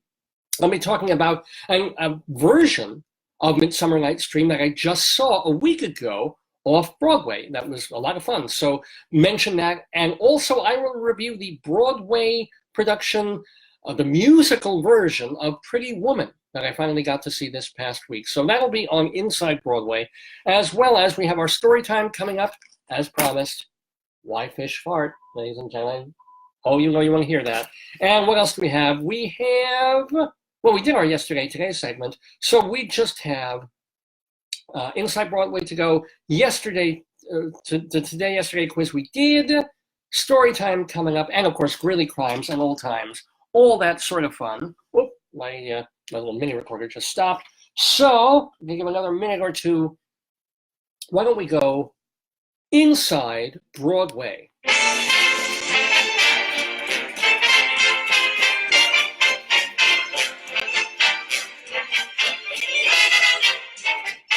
Inside Broadway, a look at theater on and off Broadway and beyond. Brought to you by Total Theater and Performing Arts Insider. Curtain going up.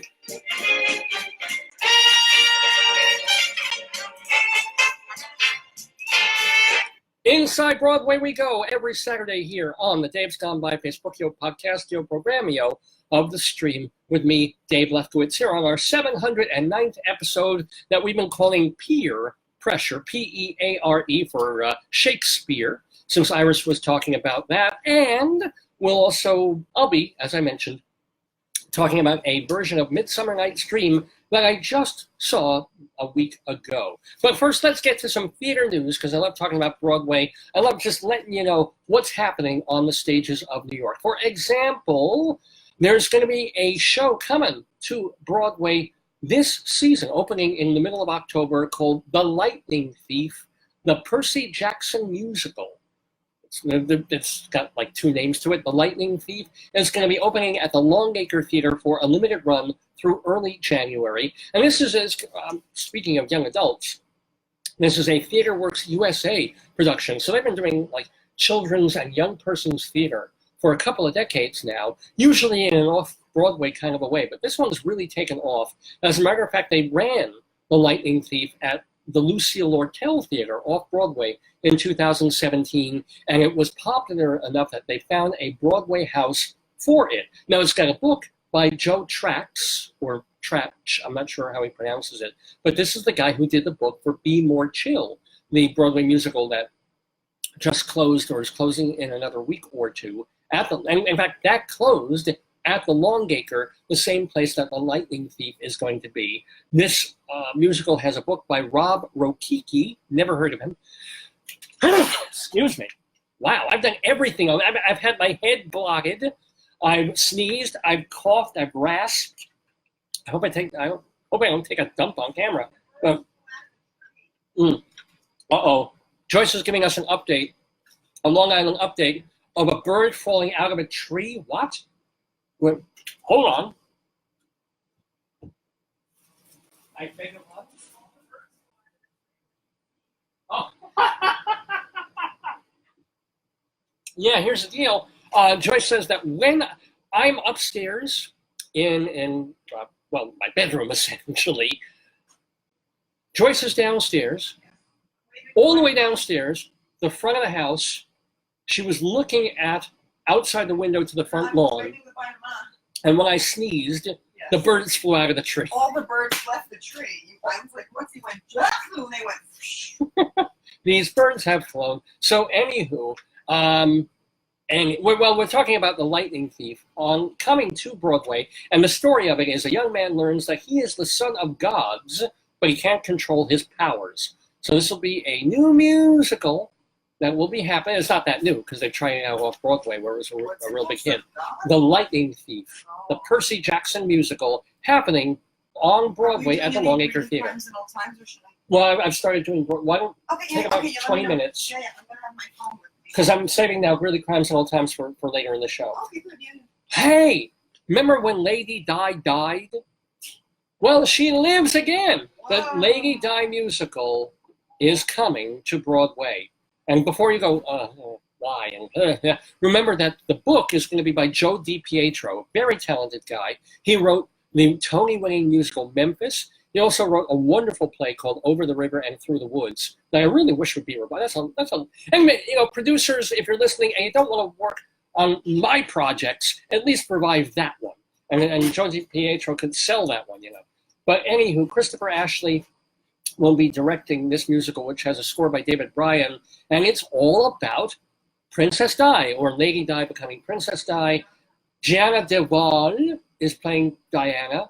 I haven't heard of Ro Hartrumpf is playing Charles, but some pretty veteran people playing other characters here. For example, Erin Davie is playing Camilla Parker Bowles, and Judy Kay, marvelous actress, she is playing the Queen. Judy Kay was in Souvenir, which was the Broadway story of Florence Foster Jenkins before they made the Meryl Streep movie. But anywho, it's all about, the Princess of Wales. It tried out at the La Jolla Playhouse earlier this year. Got some okay reviews. Like, it's a promising piece. It's not really there yet. Hopefully they'll get it there in time for Broadway when it will be opening in the months ahead.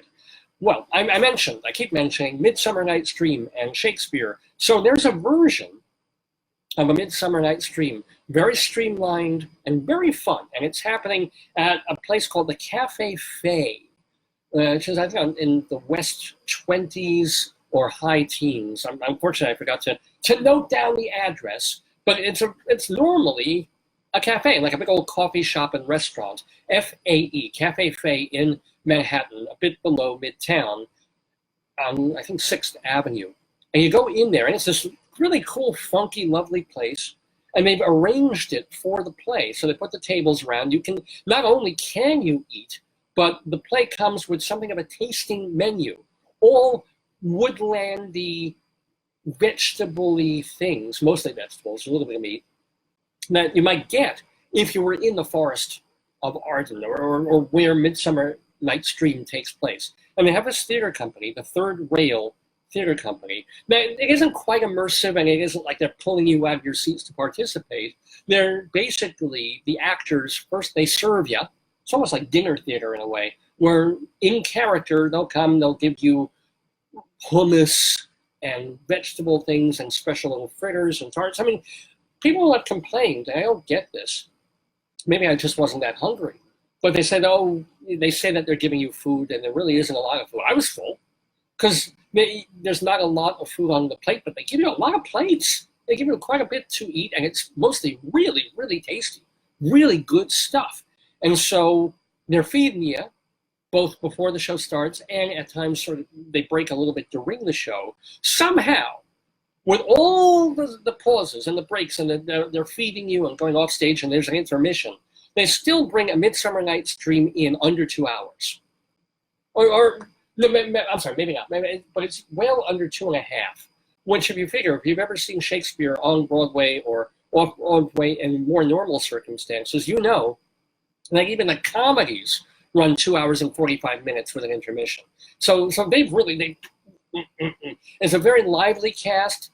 Some of them a little more trained than others, but they're very engaging, very personable, both when they're dealing with the audience and serving them and making sure you've got enough water and beverage and food, as well as when they're interacting with each other, telling the story of A Midsummer Night's Dream, of how the king is having issues with the queen, but meanwhile you have these players. And of course, this version centers a lot on the traveling acting players who are there to do Pyramus and Thisbe.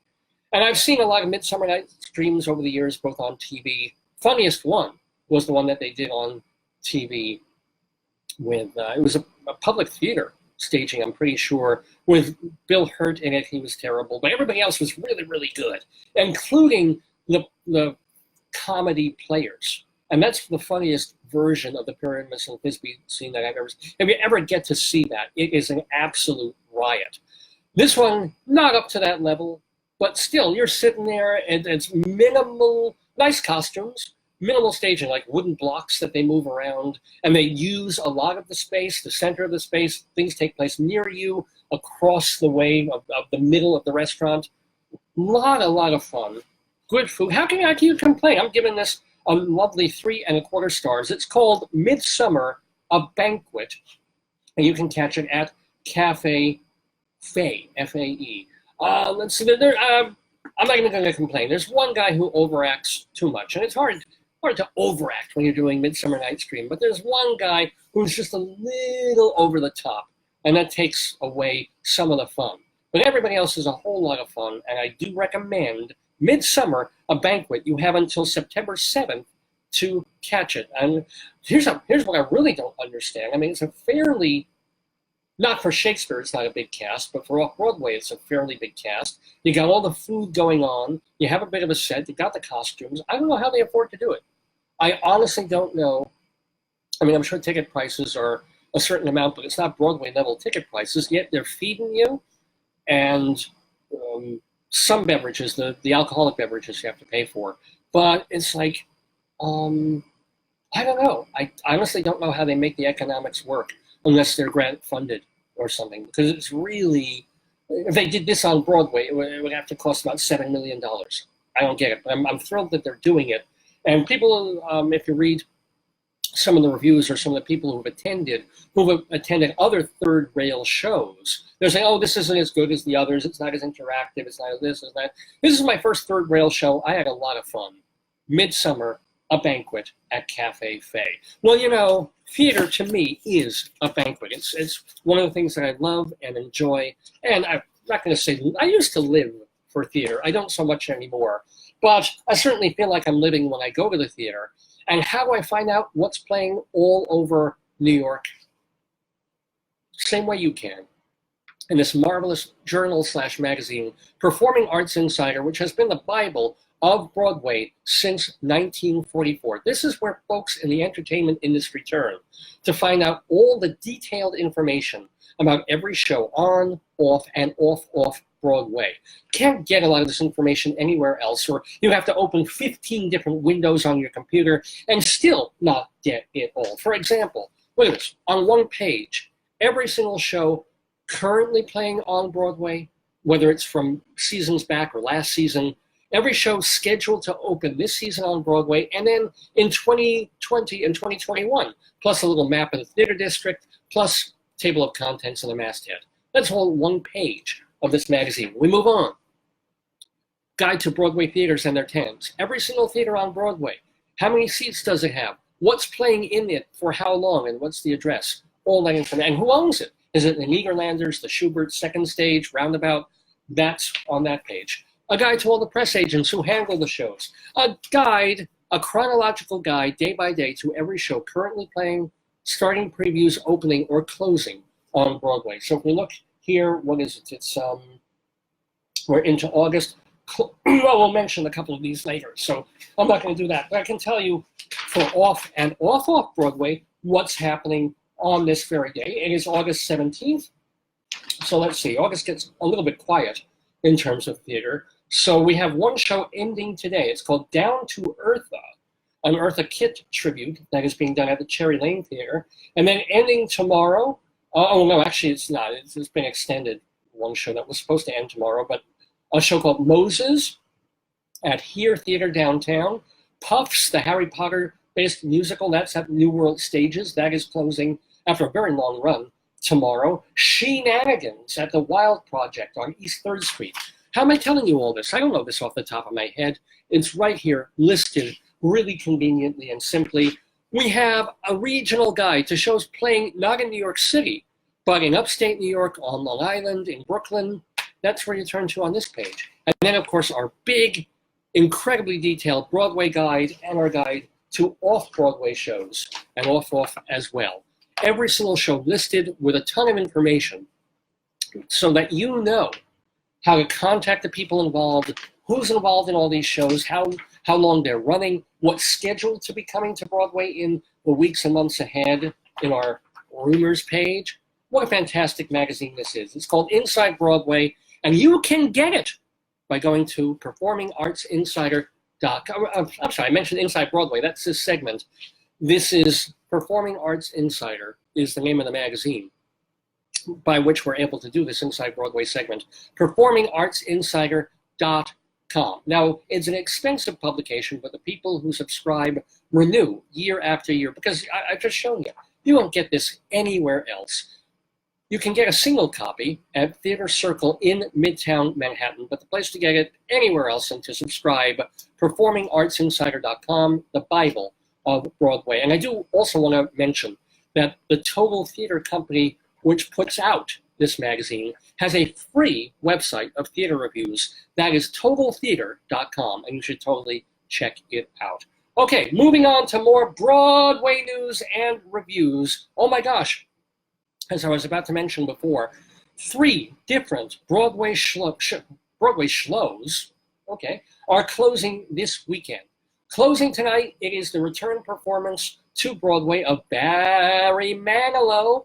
He has been at the Lunt-Fontanne Theater doing a stint for about 3 or 4 weeks. It was all over the New York Post and all over the newspapers that they didn't quite get the houses, the crowds that they were expecting. And apparently, allegedly, Barry Manilow was fighting with his boyfriend/manager that they shouldn't have done a whole 3 or 4 weeks. Because the last time he was on Broadway, which was back in 2013, he sold out like 2 weeks or something like that. And it's just like, boom, tickets flew out the door.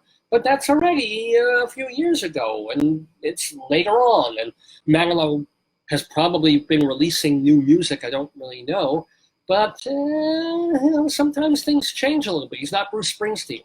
So he had a little trouble filling houses. Not that he hasn't been making any money at the Luntfontein Theater. But if you want to see Manilow for yourself, and he got a couple of rave reviews, and I've said this before on the show, probably when Manilow was on Broadway in 2013, like a friend of mine who was not into Barry Manilow at all, couldn't care less, hears him on the radio, sings along a little bit, but doesn't have the albums, doesn't really care. But his wife was really into Barry Manilow. And said, oh my God, we gotta go see him, Dragged him to see Manilow on Broadway. He ended up having a better time than she did. He said it was so funny and so fun, and you know more songs than you think you do, and totally raved and totally recommended Manilow on Broadway. So if you're curious, he is at the Luntfontein Theater, but you gotta get there. I don't know if he's doing a matinee. There's just one more show tonight at the Longacre Theater. The Luntfontein Theater.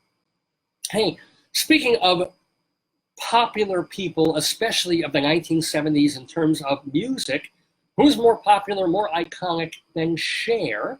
The Cher Show is going to be closing tomorrow. This was a show that seemed like it was going to be a monster, that felt like it was going to be the next Beautiful, the Carole King musical, or the next Jersey Boys, because Cher has this built-in audience of, well, first of all, female fans, and she's a diva, so she's got all these gay fans. She's got the TV crowd, the glam.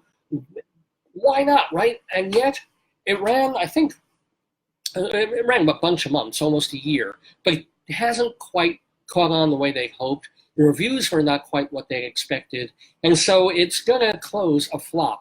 I imagine it will probably tour and do very well, but the Cher Show is closing on Sunday on Broadway. It's got a book by Rick Elise, directed by Jason Moore. It's at the Neil Simon Theater, and it did win a Tony. They were kind of hoping that Stephanie J. Block's Tony for playing older Cher would really carry the show and then put it over the top. Sometimes a Tony for Best Musical is huge. Sometimes a Tony for a star of a musical, huge, but just for a little bit of time. And I have to say, and I said this when I reviewed the Cher Show months ago, that Stephanie J. Block is terrific. But all three Chers, Cher and Cher alike, are terrific. There are three Chers playing her at different times of her life. They're all really excellent. So if you want to check out the Cher Show, which, as I mentioned when I was reviewing the show a while back, is it's really uneven. It's up and down. There are parts that are really captivating, and you do get goosebumps when she and Sonny first sing I Got You, Babe. And their story is treated very well. Other aspects of the musical feel like a fashion show. Other aspects of it are just kind of play by numbers. Where are they now, VH1? Sort of thing. They should have finessed this a bit more before they brought it to Broadway, where it has laid something of a financial egg, but a lot of people still like it. The Cher Show, you have until tomorrow to catch it at the Neil Simon Theater. And speaking of a show that is really uneven, that is really up and down, if you're talking a book of a show, like the dialogue and the storytelling, ridiculous, silly, sometimes embarrassing, right? If you're talking about the music of the show, has been castigated by all the critics. It's not that bad, but it's not memorable. It's not especially good. If you're talking about the visuals, if you're talking about the effects of this show, and the reason they're charging $80, $100, $150 for it, wow. I am, of course, talking about King Kong, the musical on Broadway, based on the 1932 film. It is playing at the Broadway Theater. I always have to elaborate on this. There's a theater on Broadway called the Broadway Theater. So if you want to see King Kong, you have until tomorrow. This is another one. This was an all-or-nothing gamble. And they had been trying to bring King Kong to Broadway for years. Like 5 years ago, they mentioned this project as Broadway Bound. Finally, they found the season, they found the way to do it, and they brought it in. And it was huge, and the gorilla is astonishing. I mean, I saw War Horse. War Horse was something to see, but when you see this giant, massive ape being controlled by, I don't know, like a dozen handlers at any given time, the motions of the face, the movement of the body, the way it runs, you saw that a little bit on the Tony Awards, but it's nothing like seeing it in person, as it were, on a Broadway stage. You are like, holy crap. And you know, I'm a narrative guy. I mentioned this when I was reviewing King Kong months ago. I like a story and like songs that I really am into and can sing later on and think about and hum and appreciate the lyrics. And we tend to devalue, a lot of us critics, the physical, experiential nature of going to the theater. Even I do it. When I saw The Lion King many years ago, the first 10 minutes, I was almost crying. It was so overwhelmingly magnificent. But within another half hour, I was like, well, this is kind of And kind of once you get past that initial Julie Taymor magnificence, it's not the best musical in the world. Where I'm devaluing those first 10 minutes that I will remember for the rest of my life. Well, there's aspects of that in King Kong on Broadway. So if you are curious about that amazing freaking monkey, not to mention a terrific performance by Eric William Morris as the bad movie maker guy who gets the Fay Wray character involved in all that. He's really, really good. And he's going to be in better musicals than this. But I would say the monkey is tons of fun. You might want to catch King Kong on Broadway in the Broadway Theater. And speaking of a show on Broadway, like it's going to be closing soon. Now, I was in Manhattan. I wanted to catch something. And I actually ponied up the bucks for like a back-ass seat. It's funny. I went on the TKTS booth very last minute. And I said, you know what, let me see this. I didn't really want to see the musical that badly. But as a critic, I should see everything. I couldn't see it when it was open, or when it first opened. So I said, let me see Pretty Woman if I can get a reasonably priced ticket. And the cheapest ticket at the booth was $59, including everything, including fees and everything. So I'm like, you know what? It's already more than I've ever paid for a friggin' show, but why the hell not? It's Broadway. And the guy at the tickets booth said, you know, I've got a really great seat for $98. And I, without even thinking much about it, and I'm like, you know, I'm splurging a little bit because I have this full-time job now and I haven't seen theater in a while, and I want to do this, and it's a big show, and audiences seem to really like it. Yeah, but without even thinking, in the back of my head is, for $100, right? $100 with my feelings and my situation, I better get more than a play. I better get a meal, a hooker, and maybe a round-trip ticket to Atlantic City. Or so I'm not going to pay $100 to sit in a show I'm probably not going to be that fond of. $60. Now, if you had told me 20 years ago that I'd be paying $60 to sit in the back to see a show, yeah, like I wasn't, I'd be like, you're crazy. But times change. We've gotten used to Broadway tickets being $250. So you feel suddenly like you're getting a big bargain. I remember I paid, my previous limit was $50. Like I paid to see Matilda on Broadway because I figured this is an important show. It almost won the Tony. If it hadn't been beaten by Kinky Boots, let me check out Matilda. And I really didn't, I was not engaged at all, but I was all the way in the very back far end of the orchestra. I felt like I was in another room. I probably would have enjoyed it in an $80 or $100 seat. I'm not at that point. Not for the H word, I might pony up 75. I'm just, because certainly I'm not winning the damn lottery to get me into Hamilton. But maybe for that one, a friend of mine just ponied up about $300 and change, and about $60 in fees before he came to town to go see Hamilton, which he admired tremendously and did not love, but completely appreciated that there was brilliance and genius in there. But I'm like, $300 to sit in a theater for 2.5 hours. No, for $300, I'm going to fly back to Colorado for a week. Not the other way around. Anyway, just saying. But I did see, and I do have the playbill here. Here it is. Right. Pretty Woman on the Broadway stage. Pretty Woman at the Nederlander Theater. How did you get that way? Well, you know, people bitch, and we do.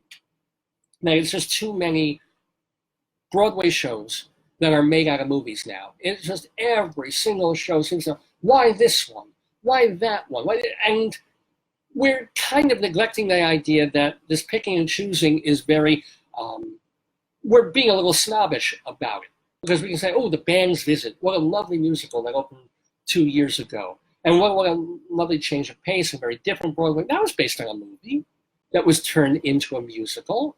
And yet when we look at something more like Groundhog Day or Rocky or Pretty Woman, and we give a thumbs down. We don't think, oh, well, Band's Visit was a movie too. Pygmalion was a play before it was turned into, a play and a movie, before it was turned into My Fair Lady.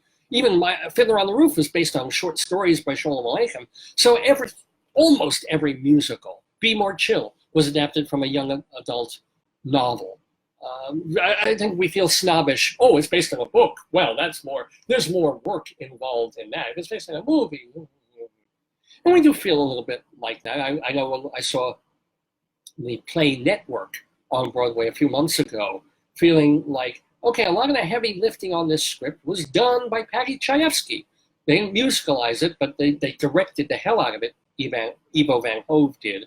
But so I went into Pretty Woman with something of a snobbish bent of saying, okay, is this going to be like another Sister Act where they do a dutiful version by very competent people of a known iconic sort of film?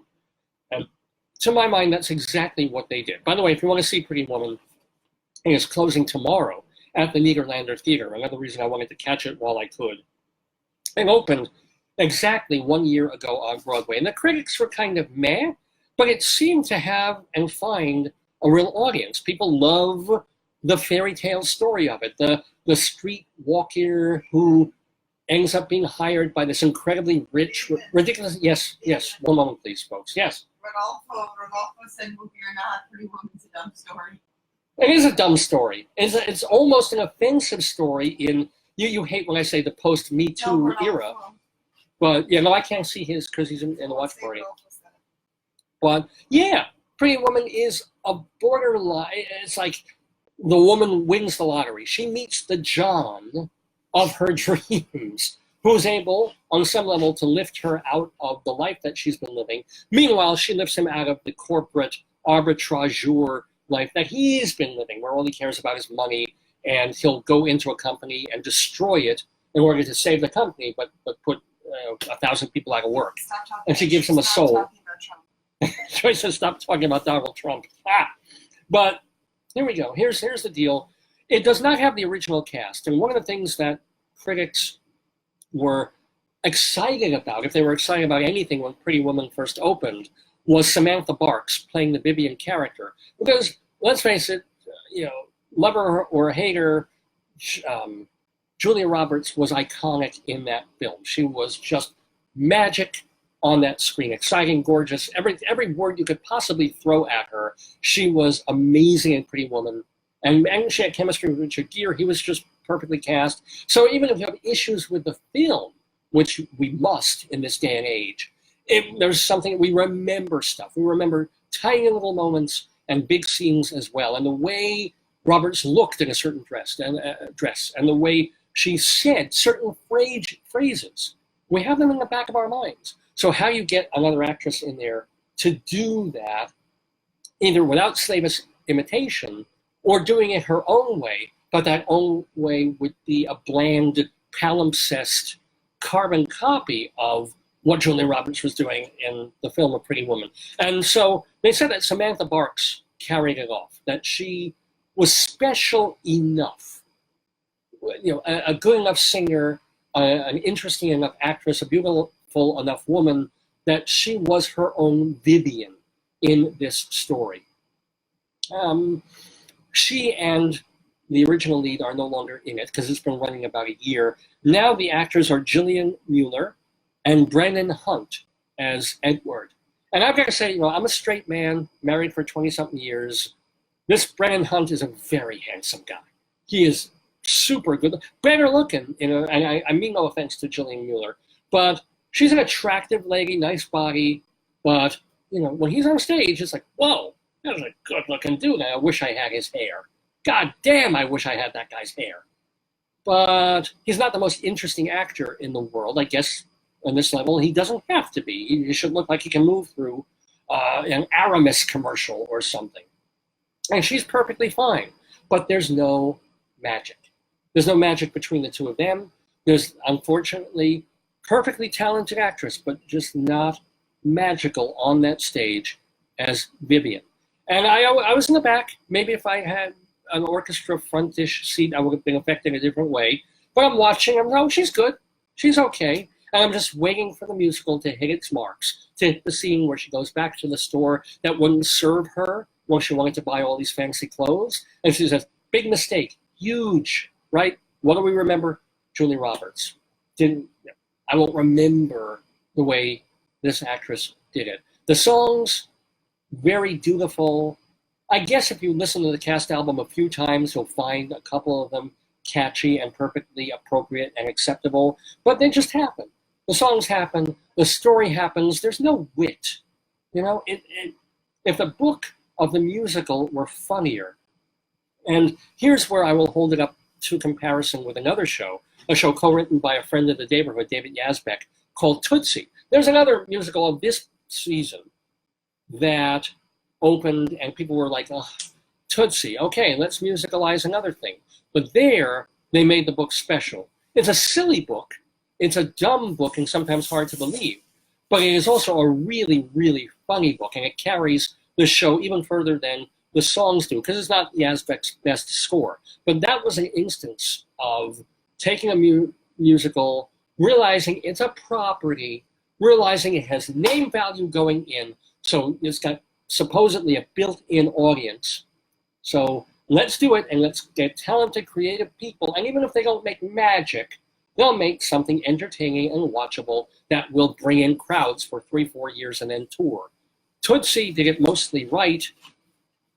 Pretty Woman does it mostly mediocre. So that's 2.5 stars for Tootsie. You've got also Orphée, a talented singer. She's in there as the best friend, and I gotta tell you, she has a very good, nice, raspy, bluesy voice, but she gets nothing funny to say. Or if these are funny lines, she's not making them funny. And so the best friend character that's really important, the Laura San Giacomo character in the movie, just it's a wash. It's a blank in the show. I like the design of it. It's got kind of a nice neon thing when they're going to the street scenes and the fire escape scenes. But what it mostly reminded me of, that's what I wanted to share with you, what this Broadway Pretty Woman reminded me of most at the Nederlander Theater is Roger Ebert's review of Gus Van Sant's remake of Alfred Hitchcock's Psycho. Did we follow all that? A few years back, Gus Van Sant, the guy who directed My Own Private Idaho, decided to remake Psycho, the classic thriller horror film by Hitchcock.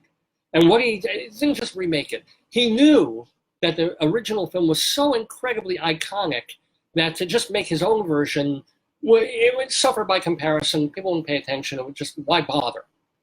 So he said, I'm going to do almost a film student exercise. I'm going to remake it and have some of the shots be shot for shot the same. Almost use the same script. I mean, there were things that he did change, and it was in color, not black and white, but still, there were aspects of the film where it was like, you watch one movie, you watch the other movie side by side, and in some cases, they're just sharing the same camera angles, the same ideas. And yet, you would figure, well, if you're doing basically the same thing, it should have the same effect on an audience, right? Wrong. Hitchcock's Psycho, iconic, scary, gripping, amazingly directed. Gus Van Sant's Psycho, an exercise. I've never even seen it. I'm again going by the Roger Ebert review. And okay, this scene is kind of scary. But why? Why do they do it? What's the point? They're doing it, and they're should be hitting the same marks as the original film, and yet the original film is like, wah, and this thing is like, well, that was 95 minutes. I got to feel that way about Pretty Woman on Broadway. They hit the marks, and that's all they do, moment after moment. It's not terrible. It's occasionally boring, but it's never like stultifying. It's just there for 2.5 stars on Broadway, Pretty Woman. Let's hear, though, a song, one of the nicer, catchier songs from Pretty Woman, or this is already a little teaser of the show when it was first opening on Broadway. They have the different actor here. They have the wonderful Andy Carl, whom you might remember from Rocky and from Groundhog Day. Still looking for that big hit. He almost had it with Pretty Woman, but after a few weeks of making $1 million a week, it turned into a flop. Let's hear a bit of the not so pretty Woman. See the wonder of the world through your eyes. Have you here beside me makes me realize everything is different. Everything has changed inside of me. You and I, we got something going on. You and I. Yeah, not that much going on in Pretty Woman. I'm sorry, there's just not. But anywho, you're listening to the Dave's Gone By Facebookio, Podcastio, Programmio of the stream with me, Dave Lefkowitz. We're here every Saturday from 9 until noonish or thereabouts, right here from Long Island, because we did it in Long Island first, and then Colorado, and now we're back to LI. Welcome to Michael and Jeffrey and Praveen and Benjamin from my elementary school, and Chauncey, our friend of the Daverhood, Chauncey Howell, Howard and Karen, and all the other folks who tuned in, both when we first started the show, and then we had to reboot things, and then come back and do more of Dave's. Why isn't when I do my arms like this, it changes the lighting? I have that magic. See, I have the magic that Pretty Woman doesn't. I can be like this, I can be sort of grim and gray, and then do my arms, and suddenly the lighting changes and bolsters the show. I don't know. It's our 709th episode of Dave's Gone By. We still have a bit of story time and Greeley crimes and old times to do for you on this Saturday morning, August 17th, 2019. I'm Dave Lefkowitz. My darling and adorable wife will hopefully be joining us pretty soon for our Greeley Crimes and Old Times segment. But I do want to remind you about some really cool people. And they are the folks who help sponsor Dave's Gone By every week and have been since we first went on the air. Wait, let me do my arm thing again. There we go. See? Magic. It's the fine folks at Hewlett Minuteman Press. I got the wrong papers. Let me reach for them one more time. Hewlett Minuteman Press, the copy kings of Broadway in Hewlett, Long Island. They're located basically 2 doors down from where they've been since the mid-1970s, owned and operated by the Torong family since the 1970s. Great people to work with. We have our Oofty alert. See, I promise that every week we try and bring our dog Oofty onto the show to hopefully get more eyeballs, to get more people watching. Oofty, do you like Hewlett Minuteman Press, the copy kings of Broadway? Yes, he does. Why do you like them? Well, because woof, woof. What he's saying in dog language is that they do fine quality work. They can put silk screens on shirts and do uniforms. They can do banners and one-sided copies, color copies, black and white, binding, perfect binding, spiral binding, as well as balloons, holiday cards, wedding invitations. They do it all. And if you tell them Dave sent you, do you know what you get, Oofty? Kick in the butt? No, you get 10% off. Rick in the butt. 10. Let's do here. 1, 2, 3, 4, 5. Let's do the other paw. 6, 7, 8, 9, 10. He only has 4 nails on each foot. Oh, so we got to do some show his little diaper on the there. 10% off on any job, big or small. So give them a call. 516-569-5577. 516-569-5577. Hewlett Minuteman Press. They are the copy kings. So, ladies and gentlemen, yeah, we have a bit more to do of Dave's Gone By on this Saturday morning. It is August 17th, and so one of the segments that we've been doing for a few years now, since we've been living in Colorado, is based on items that appear in our local newspaper back home, the Greeley Tribune. Let me get behind it then. The Greeley Tribune, which publishes now hard copy 4 times a week, but they still do 7 days on the interwebs.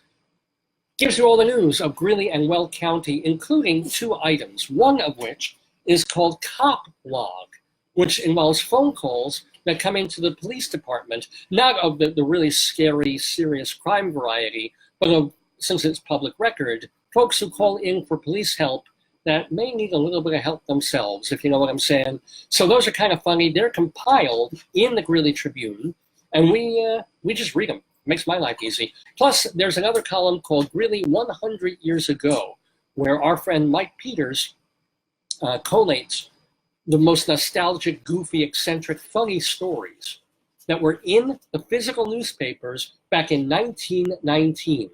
And we share them with you. We mix them all up and we call them Greeley Crimes and Old Times, in a little segment that sounds like this.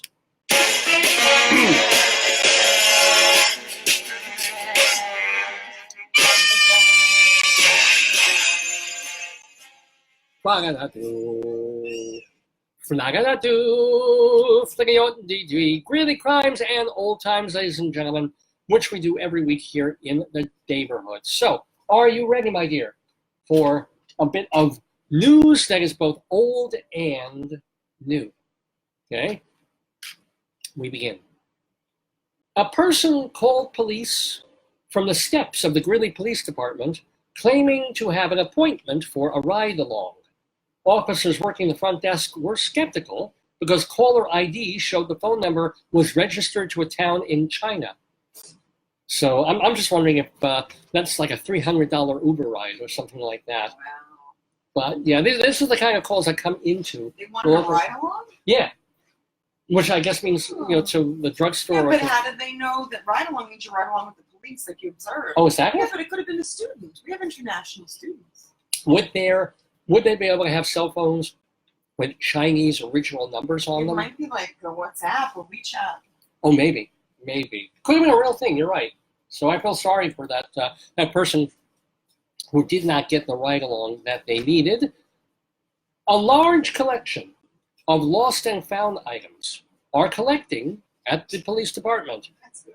These include, gloves, pocketbooks, Yeah. hair ribbons, Nice. and an auto tire. Oh, no, nice. I mean, do the police? Back then, auto tires were probably 400 But pounds. that's like a party, right? Oh man! Honey, where'd you leave your hair ribbon? It's with your auto tire. Where's the auto tire? Oh, I believe it's at the police precinct. Also included are 3 automobile cranks and a personal diary. The writer of the diary is not identified, Thank God. but Yeah, uh-oh. it has some interesting readings. That's not good. That's right. If you're going to leave your diary accidentally anywhere, is any level of privacy, even if it's got a lock on the I thing. think it's smart to leave Yeah, it honey, with I can't hear the you. police. I think it's smart to leave it with the police, Well, definitely. Well, yeah. Yeah, then they could read it and arrest you. Well, the police did read it. Yeah. And here, this is one of the things that they opened up to. I am hiding in an attic with my Dutch family. Again? Basically, I still think people are good. Well, there you go. Yeah. Amazing that they found that. That's beautiful. Yeah. I've heard that before. Have Many you? times on the show. Well, if we're being frank. You're losing it, honey. I am. Mrs. Drummond, who lives on 14th Avenue, was injured. Yeah. Oh no, she was injured when her kitchen stove exploded Jesus. while she was baking a cake. If I knew you were coming, I'd have blown up the Make house. a mental note, never eat at their house. Now, the stove pieces struck her on one arm and her head. Jesus. I'm getting like an old Keystone comedy out of this. It's like the chair when it blew up and almost killed another faculty. Yeah. It caused minor injuries. She was blown 5 feet across the kitchen and into the kitchen sink. Oh, God. I haven't been blown like that since my honeymoon. But ow, ow, ow, ow, ow. The cause of the explosion has not been discovered, but it was apparently the fault of the stove. Honey, Yes. do they need Columbo for that? Okay, she's cooking. A stove blows up. It's the cause of this. Yeah, okay. I didn't think the icebox did it. I only mentioned there the were some bed frame. theories. Yeah, there were some theories it was a conspiracy. Well, she's got a Murphy bed that has been problematic. Yeah. It's gotten into trouble on Friday I nights. believe it's a conspiracy theory, yeah. Yeah. Anywho, police responded. Let's hear those police responding. I'm tired from activating. To 51st Avenue for Yeah. What? 2 pigs at large. No, they weren't looking for other cops. There were 2 pigs at large. Yeah. Oh, we mean roaming, yeah. Police assisted the owner in walking the pigs back to their pen on F Street. That's nice. And they cited the owner. Nice. Here, we'll take your pigs home. We'll give you a ticket. Well, I want to know. guess, David, the pigs were pigs. Yeah. Not to mention, when the police were called about this, I wonder if they heard about this on their ham radio. Or they thought it was fellow officer. I'm just poking fun at this. But, but here's the deal. The next day, Greeley police responded again to 51st Avenue To bacon? for a report of a very large pig in the caller's yard. Oh, come on. Why can't they corral your pigs? I know, right? Corral your pigs. I mean, they're slow-moving animals. Come on. Are they? Yeah, well, relatively. They're not like sloths or something. They're not like an ocelot or like a jaguar. No, well, yeah. But while en route, officers called the pig's owner. She assured police the pig would be back in its pen before they arrived on its scene. Because she didn't want another ticket. Well, certainly not. But as you said, keep your pig's pen. Control your pig. I know. Control your pig. Trying to think of a bacon joke. I'm not getting there yet. I'm not. No. What else what's another? There's bacon, pork, ham. Carne asada. Oh, that's a little. Yeah. A little tough. What else? What's another thing that's made with? No, those are the 3. Yeah. The big 3. Sausage. Chops. Chops, right? Well, hey, they should have a show of just the police officers chasing pigs called Chops. Bag pig. What you gonna do? What you gonna do when they come for you? I like that. Yeah, isn't it? That's cute. Bag pigs. They're on the lam. When we catch them, we're gonna make ham bag pigs. Okay, enough of that. I like that. That's a good one. Thank you so much. I like that. At the Sterling Theater Yeah. in downtown Greeley. David Wines It ran out of. It's either Oh. ran out of room or the battery died. Okay. So it's recording here. Somebody laughed at that. Yay! Thank you for laughing. Thank you ever so much. Chops, the TV. I like I that do idea. like it. The Sterling Theater in downtown Greeley. Yes. I know this is the movie I want to see. What? Mules and Mortgages. What the heck? They were grasping for titles back Mules? then. Maybe it was sponsored by a bank, right? I wonder. It was sponsored by a bank. Well, it's kind of an asinine title if you think about it. The Great Comedy, starring Napoleon. And Bella Abzug, right? Well, it kind of looks like Napoleon. What's Napoleon, pig? No, Napoleon, the greatest educated monkey in the world. Oh, God. He was on before. Yeah. Yeah, Well, that poor monkey. I mean, he's making a lot of money. Yeah, he's smart enough to make a living. He makes a better living than I do. And actually, that King Kong that's flopping on Broadway made more money in a week than I'll make in the next 10 years. So not too bad. You never know. Yeah, I know.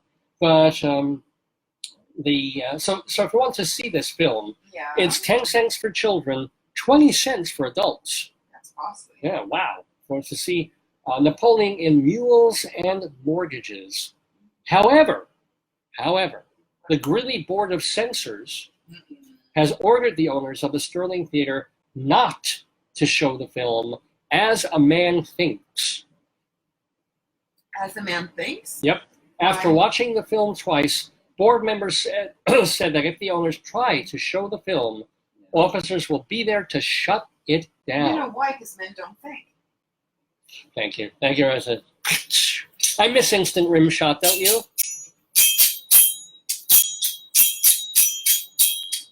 Now here's the deal. Corn farmer, your basic run-of-the-mill corn farmer, has to handle the ears of corn 5 times Wow. to prepare it for the cattle to eat. Okay. An easier way? Let your hogs loose in the cornfields. What is it, pig day? I get, yeah, well, I can't arrange these things, but they will eat the corn off the stalks, put on weight, and make less handling for the farmer. It's less heavy. The stalks that's right. with the corn are more heavy than the stalks without the corn. But they said they'll eat the corn off the stalks. Don't they want the corn? No, they're just clearing the field. Probably. Oh, I see. Oh, okay. Remember, everybody wants to raid the barn.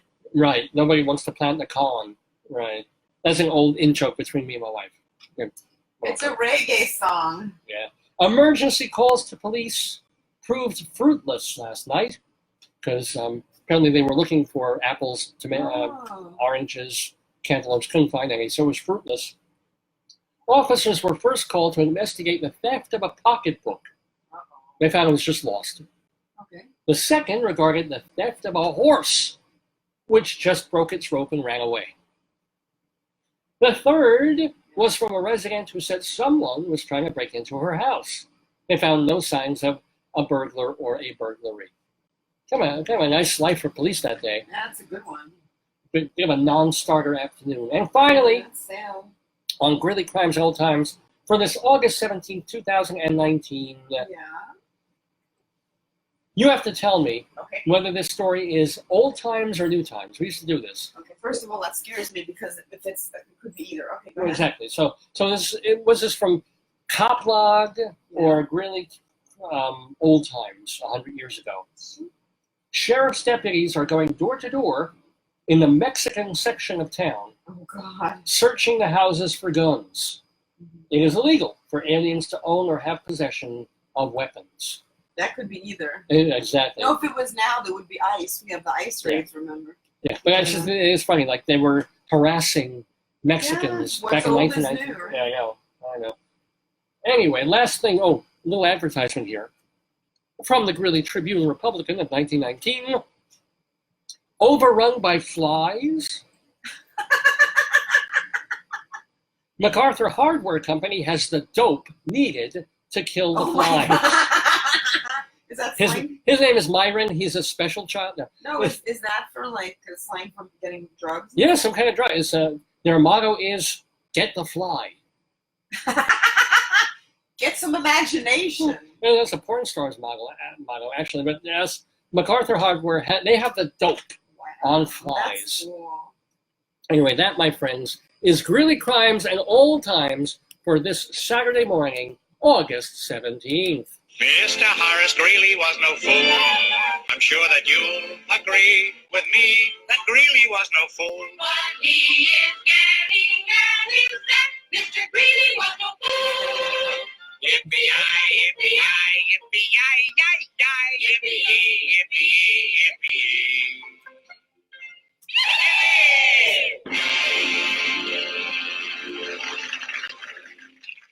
We're doing Greeley Crimes and Old Times. We're finishing that up. Yeah. Do we want to talk about, because we didn't do this in the beginning of the show, that we spent, it was just a completely insane week. But we were in a hospital for a couple. Too much detail. Well, I won't give it too much detail, but yeah, I want to wish because he's not out yet. A recovery. I hear you. I'm not going to say where, but to my dad, who went in to the hospital 3 days ago. Big Philip. With AFib and all sorts of heart stuff, and we're hoping he will come home very soon. But I'm not going to make any jokes because he's still there. Yeah. So if any doctors are listening at the hospital, I don't want to be like, well, you know, the food or like, you know. But what I want to talk about that a little bit. No, I won't talk about that. I won't talk about that. You know what? I'm not going to talk about because it's all. Yeah, I think I'll wait until he's out of the hospital to talk about all of that. We're just happy that he got care, and I'm very thankful to your family. You have a lot of first responders, and one particular helps. So your family's, he's very fortunate to have a family who supports him a lot. This is true. You know, that's true. And we finally, after 27 hours, got the door lock. Oh, here. Yeah. Yes. And while all this is going, I can't tell you, we had our dog going to the vet this week to get his annual, his old But he's stuff. heartworm free. I mean, he can give him the heart now, right? Yeah. I got to give him. I'll give him later today. But we had a vet appointment. We had Dad in the hospital a couple of days. Still do. I have started my full-time job. You have to pack for going back to Colorado. Mom has a bad bunion pain. Your mother is in not mine. Your mom is in terrible bunion pain.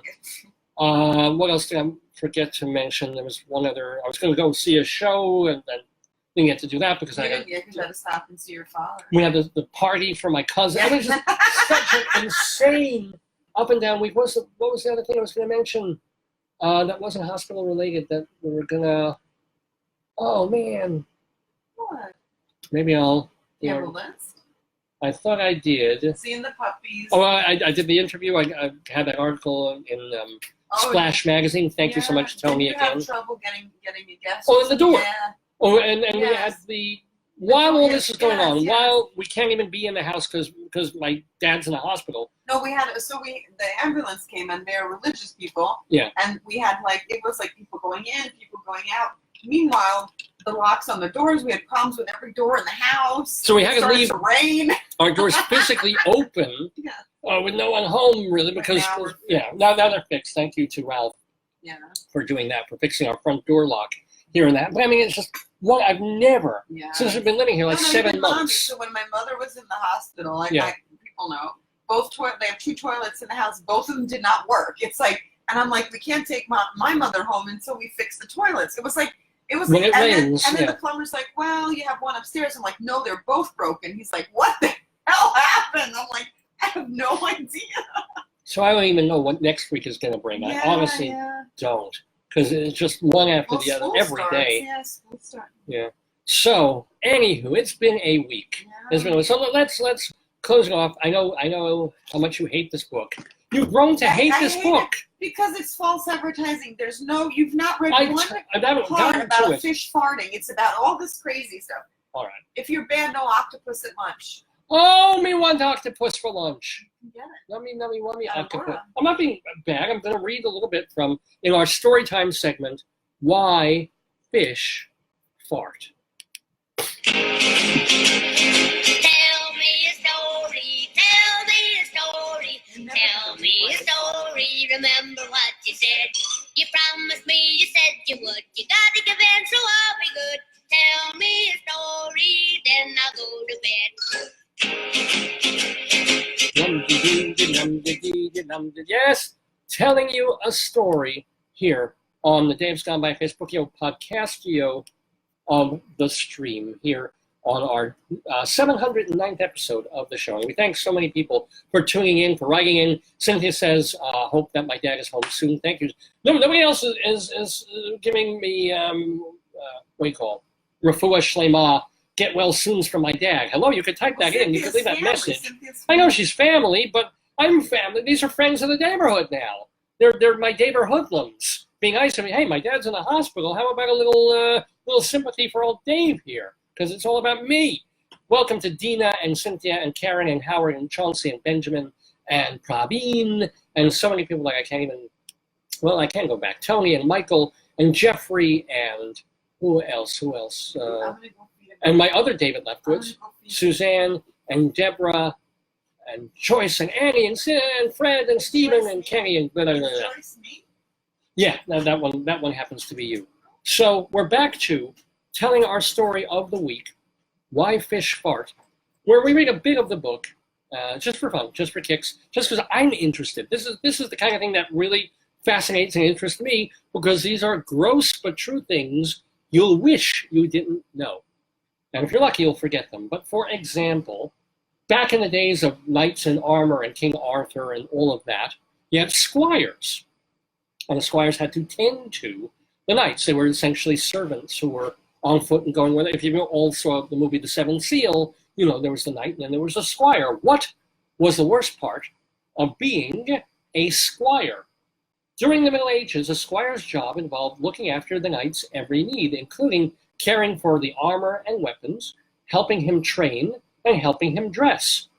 Worst part of a squire's job was undoubtedly cleaning the knight's armor after a heavy day on the battlefield. Interesting. It took almost an hour to dress a knight in plate armor, which means there was no quick toilet breaks, while fighting.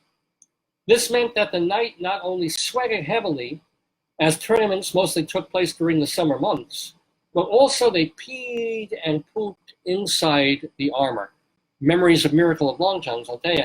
Facing that part of the job was no fun, and to make matters worse, water was in short supply and far too precious to be used for trivial matters like cleaning. So the squire would instead have to carry out this distasteful chore using an abrasive mixture of sand, vinegar, and urine. Why? How, if you're cleaning urine with urine, I don't even, okay, moving on. What were gong scourers? What were gong scourers? In the Tudor era, this is like a Chinese thing, from the late 1400s to the early 1600s, there were no flushing toilets. Oh, I think I know where this is going. Instead, King Henry VIII rested the royal posterior on what is called a close stool, which consisted of a bucket and a water tank with a padded seat lavishly covered in black velvet. His groom of the stool, literally and figuratively, was even required to wipe the royal bottom. However, Henry's courtiers used commercial facilities called the Great House of Easement at Hampton Court Palace. Wow, this is so cool.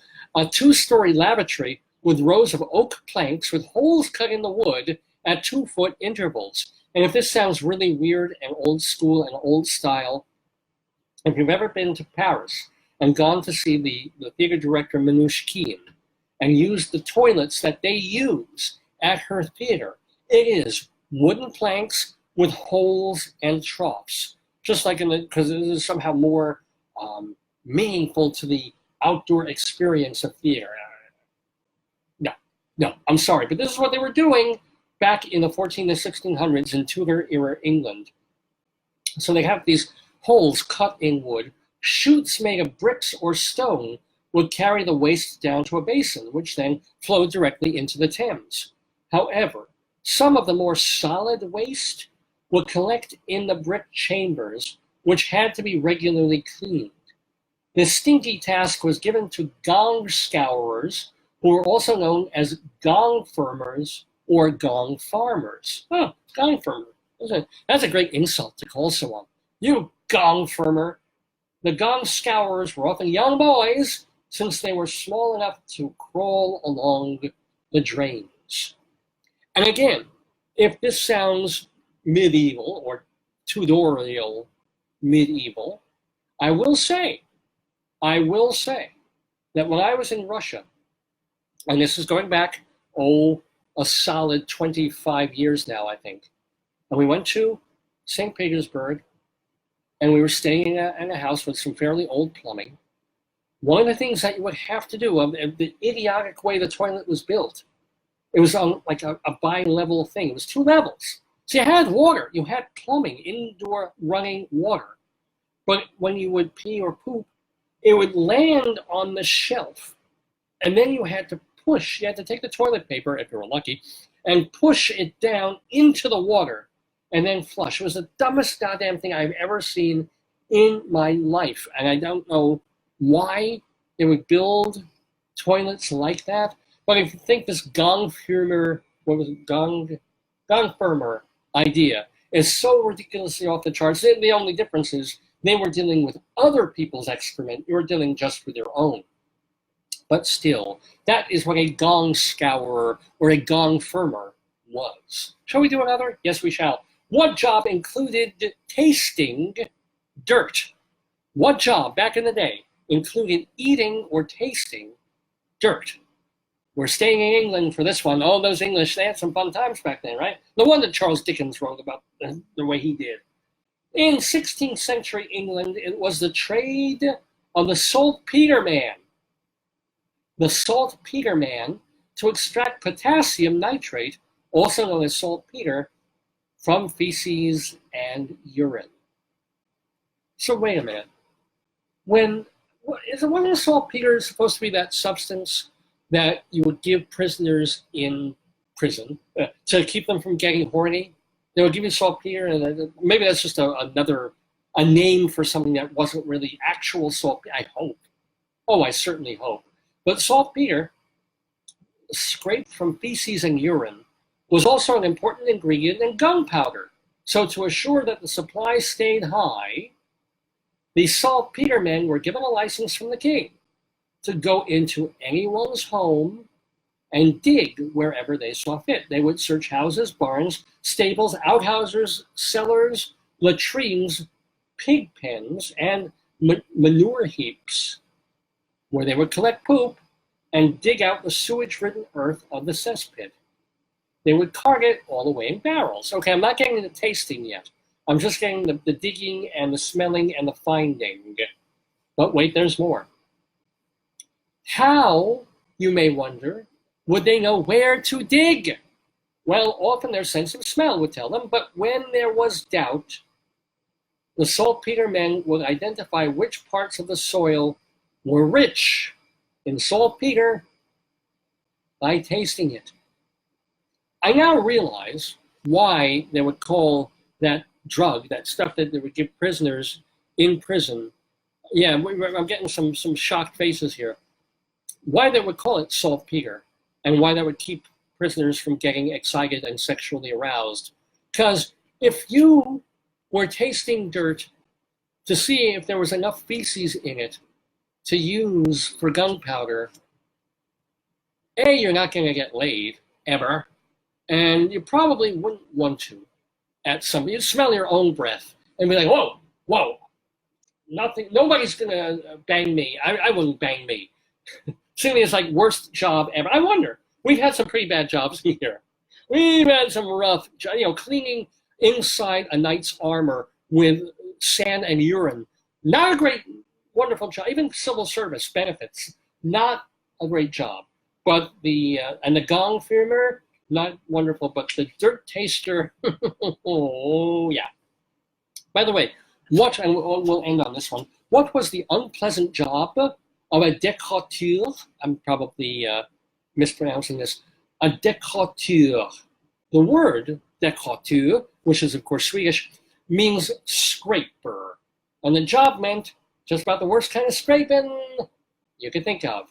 In the 1700s, Paris was the world's cultural hub, the center of science and art and fashion, and generally a city of exquisite taste. But according to Jean-Jacques Rousseau, the very well-known 18th century French philosopher, in the courthouse, in the museum, at the opera, even in the Palace of Versailles, which was briefly mentioned on our show last week as an incorrect answer to a quiz question, just saying. I like how these things connect together. Even in the Palace of Versailles, one does not know where to sit in the summer without inhaling the odor of stagnant urine. Because fresh, still steaming urine, that's got a rather pleasant uremic feel to it. It's got like a chicken soupy sense to it. But by the time it becomes stagnant, it's got that ammonia thing happening. You don't want to sit there. Don't want to be too near that. So, courtyards, corridors, and alleys would be full of urine and feces. In addition, chamber pots containing human waste were often emptied out of windows. This we all knew, right? It's funny how a lot of this book we had no idea about, and yet we all somehow knew that in England there were just empty chamber pots out the windows onto the streets below. And we wonder why everybody had typhoid and plague back then. So the person emptying the chamber pot would call out, this is actually, I keep talking England, this is France. They would say, God no, which means look out for the water. Not exactly water. If it were water, they wouldn't be looking out for it. God no, look out for the water, though everyone knew it wasn't just water flying down. Pedestrians also had to watch out for speeding carriages to avoid being splashed with trash and raw sewage. What was a person to do if attending some sophisticated event at which an outfit matted with excrement might be frowned upon? Luckily, Parisian high society had a solution for this problem. The grand houses would employ a décorateur to clean the muck off the shoes and stockings of new arrivals before they entered. I'm sorry, that is not as bad as a gong filmer, not as bad as a squire, not as bad, certainly, as a dirt taster. Not good, but just not so bad. Shall we do? We're going to finish this chapter with one more horrible, horrible job. What was a dredger man?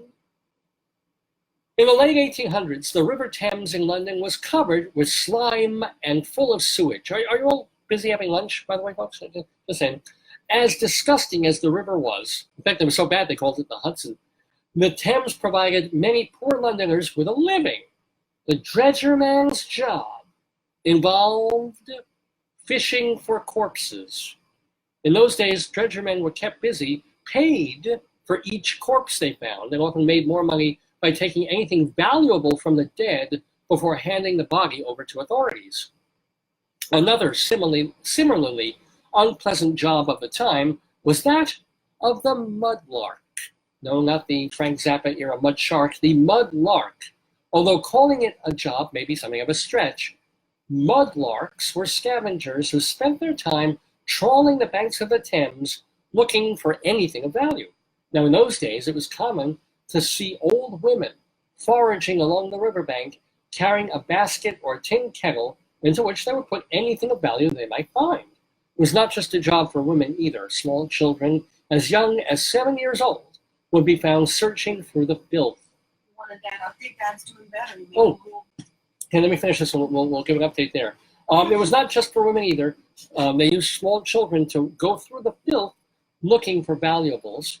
They poked around in the wet mud for small pieces of coal, chips of wood, bits of old rope, bones, or more valuable debris such as copper nails. Mudlarks often had to wade up to their midriff through excrement and mud while scavenging on the banks of the River Thames. They were too poor to buy decent clothing, so they wore filthy tags and did not wear shoes. Consequently, it was common for them to injure themselves or catch infections by stepping on nails or glass. If a mudlark didn't find anything she could sell before the tide rose, she would most likely go hungry until the next tide went out. What a happy little story there from Why Fish Fart by Francesca Gould. Gross but true things you'll wish you didn't know. Wow, what a. And remember, this is in the same book series as Boogers and Poop. Tons of fun. Anyway, I've been having tons of fun doing this Facebook podcast program of the stream for all of you every Saturday here in the Daverhood with me, Dave Lefkowitz, and all the folks who have been tuning in, my darling and adorable and wonderful wife, Joyce. And let's also give a thank you so much. Oh my gosh, I haven't done, that's what I've forgotten to do. Whoopsies. Let's do this real quick. The friends of the Daverhood.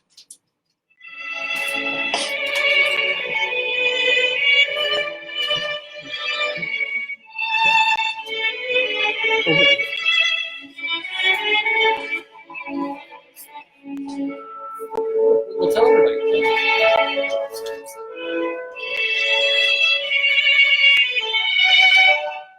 So Joyce is saying that there's good news about my dad, that his one of the reasons they kept him overnight last night was not the AFib, but that he had run a bit of a fever earlier, in the early morning, and the hospital's not going to let anybody with a fever go.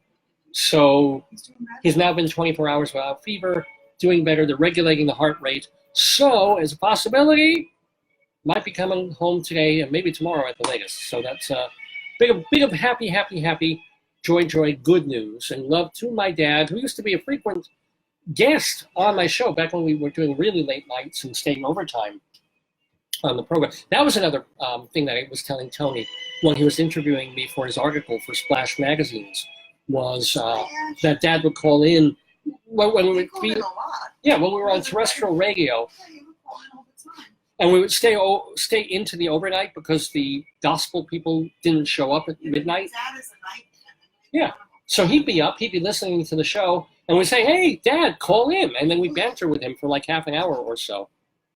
And remember, if you want to hear all that, you can go to the archives of davesgoneby.com and listen to all those old shows. They're all there for the past year and a half on video, and then all the audio stuff going back to 2002 and our very first episode. It's all there, davesgoneby.com. want to remind you, you can also listen, also contact me. davesgoneby@aol.com is my email address. Yes, for some reason I still have an AOL address. davesgoneby@aol.com. Oh, I love that. I just picked my nose on camera. That's wonderful. You can also leave me a message here Classy. on the Facebook page. That's classy, Baba. And the most important thing is get people, tell them about this show. Get them on Facebook, get them liking and following and seeing first the Dave's Gone By page, Radio Dave Lefkowitz, Dave's Gone By, so that every Saturday they know I'm here, or that they can listen to the show or watch the show at other times during the week, anytime during the week, either on Facebook or catching the archive at davesgoneby.com. We also have a Twitter feed, Radio Dave 2. I want to thank also Rabbi Saul Solomon for being in the Daverhood, doing that interview. oh, my long, luxurious red hair. Look at me. You're cute. I'm the French lieutenant's woman. I don't And think Hall. So, what am I? Oh. Rabbi Saul has his own website, shalomdammit.com. That is the place to find out about him, to read his rabbinical reflections and hear them as well. His mini sermons, his hilarious 10 episodes. Or his prostate surgery. His live prostate surgery. That was fun. 10 episodes of his TV show that he did for Long Island Cable about a decade ago, and of course, footage of his show, Shalom Dammit, An Evening with Rabbi Saul Solomon, as it was done off Broadway several years ago. It's the longer version. We've tightened it. We've made it a whole different show. Well, not a whole different show, but we've totally improved it and changed it. Oh my God, I look like one of those. This makes me look so unbelievably bald. Holy crap, look at that. Oh, that's horrifying. I'm better this way. Okay. Look like Terry Jones in Life of Brian. Enough. Rabbi Saul Solomon's website is shalomdammit.com. You can also contact him at shalomdammit@aol.com or at his Twitter feed at Rabbi Saul Solomon. Definitely check him out. And of course, if you want to see Rabbi Saul bring his show off Broadway in the months ahead, get in touch. We need investors, we need backers, and we need audiences. So contact me, davesgoneby@aol.com, or go right to the Rabbi, shalomdammit@aol.com. Speaking of thank you so much to Iris Dorbian for being a wonderful guest in the Daverhood once again. Go get her book, Sentenced to Shakespeare. It's available on Amazon. It's available from Milford House Press, Sentenced to Shakespeare. And if you have young adults in your life or Shakespeare fans, it's a wonderful idea for maybe an upcoming holiday gift, because it's a novelization of a true story. Sounds really, really interesting. Sentenced to Shakespeare. Thank you so much to Iris Dorbian, our friend of the Daverhood. So these are some of the other friends of the Daverhood and what they have been up to. People who've been on the show in the past and are doing other things. For example, Electric Hot Tuna is playing tonight at the Westbury Theater. Well, they don't call it the Westbury Theater anymore. What was it? Westbury Music Fair, they used to call it. Now it's just the theater at Westbury. Blah. I think they're waiting for somebody to name it. But it's Jack Cassidy and Jorma Kaukonen together as part of Electric Hot Tuna. Both of them separately were guests on Dave's Gone By. Gary U.S. Bonds is going to be at the Sports Card and Memorabilia Show in White Plains, New York. That is also today. But tomorrow, Gary U.S. Bonds will be in Comac, Long Island, at Hoyt Farms Park. So you're definitely going to see one of these early legends of rock and roll, Gary U.S. Bonds, in Land of a Thousand Dances and all that. Karen Mason, she's playing tomorrow at Piano Bar Live. It's a show that Richard Skipper, our other friend, is putting together at the Duplex Theater. Piano Bar Live with Karen Mason and Richard Skipper at the Duplex in Manhattan. I believe that's over by Christopher Street downtown. Speaking of cabaret, now through August 20th, Michael Feinstein, who has not been on the show at this point, but Melissa Manchester has, and she will be joining him at Feinstein's 54 Below for the next few days. J.O. Sanders, who just tuned in a couple of minutes ago. Actually, hello, Jay, our friend of the Daverhood. If you missed Uncle Vanya when it was playing off-Broadway and got those really good reviews. PBS, Channel 13 in New York, is going to be showing it this coming Friday, August 23rd.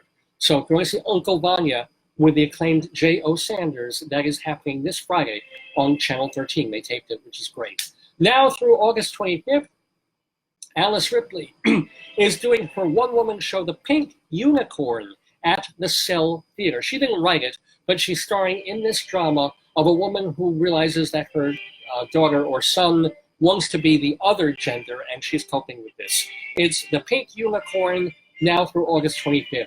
Also, now through August 25th, the wonderful cabaret star Steve Ross is co-starring with K.T. Sullivan in Love Noel at the Irish Repertory Theater on West 22nd Street, and it features a set by our friend Jim Morgan.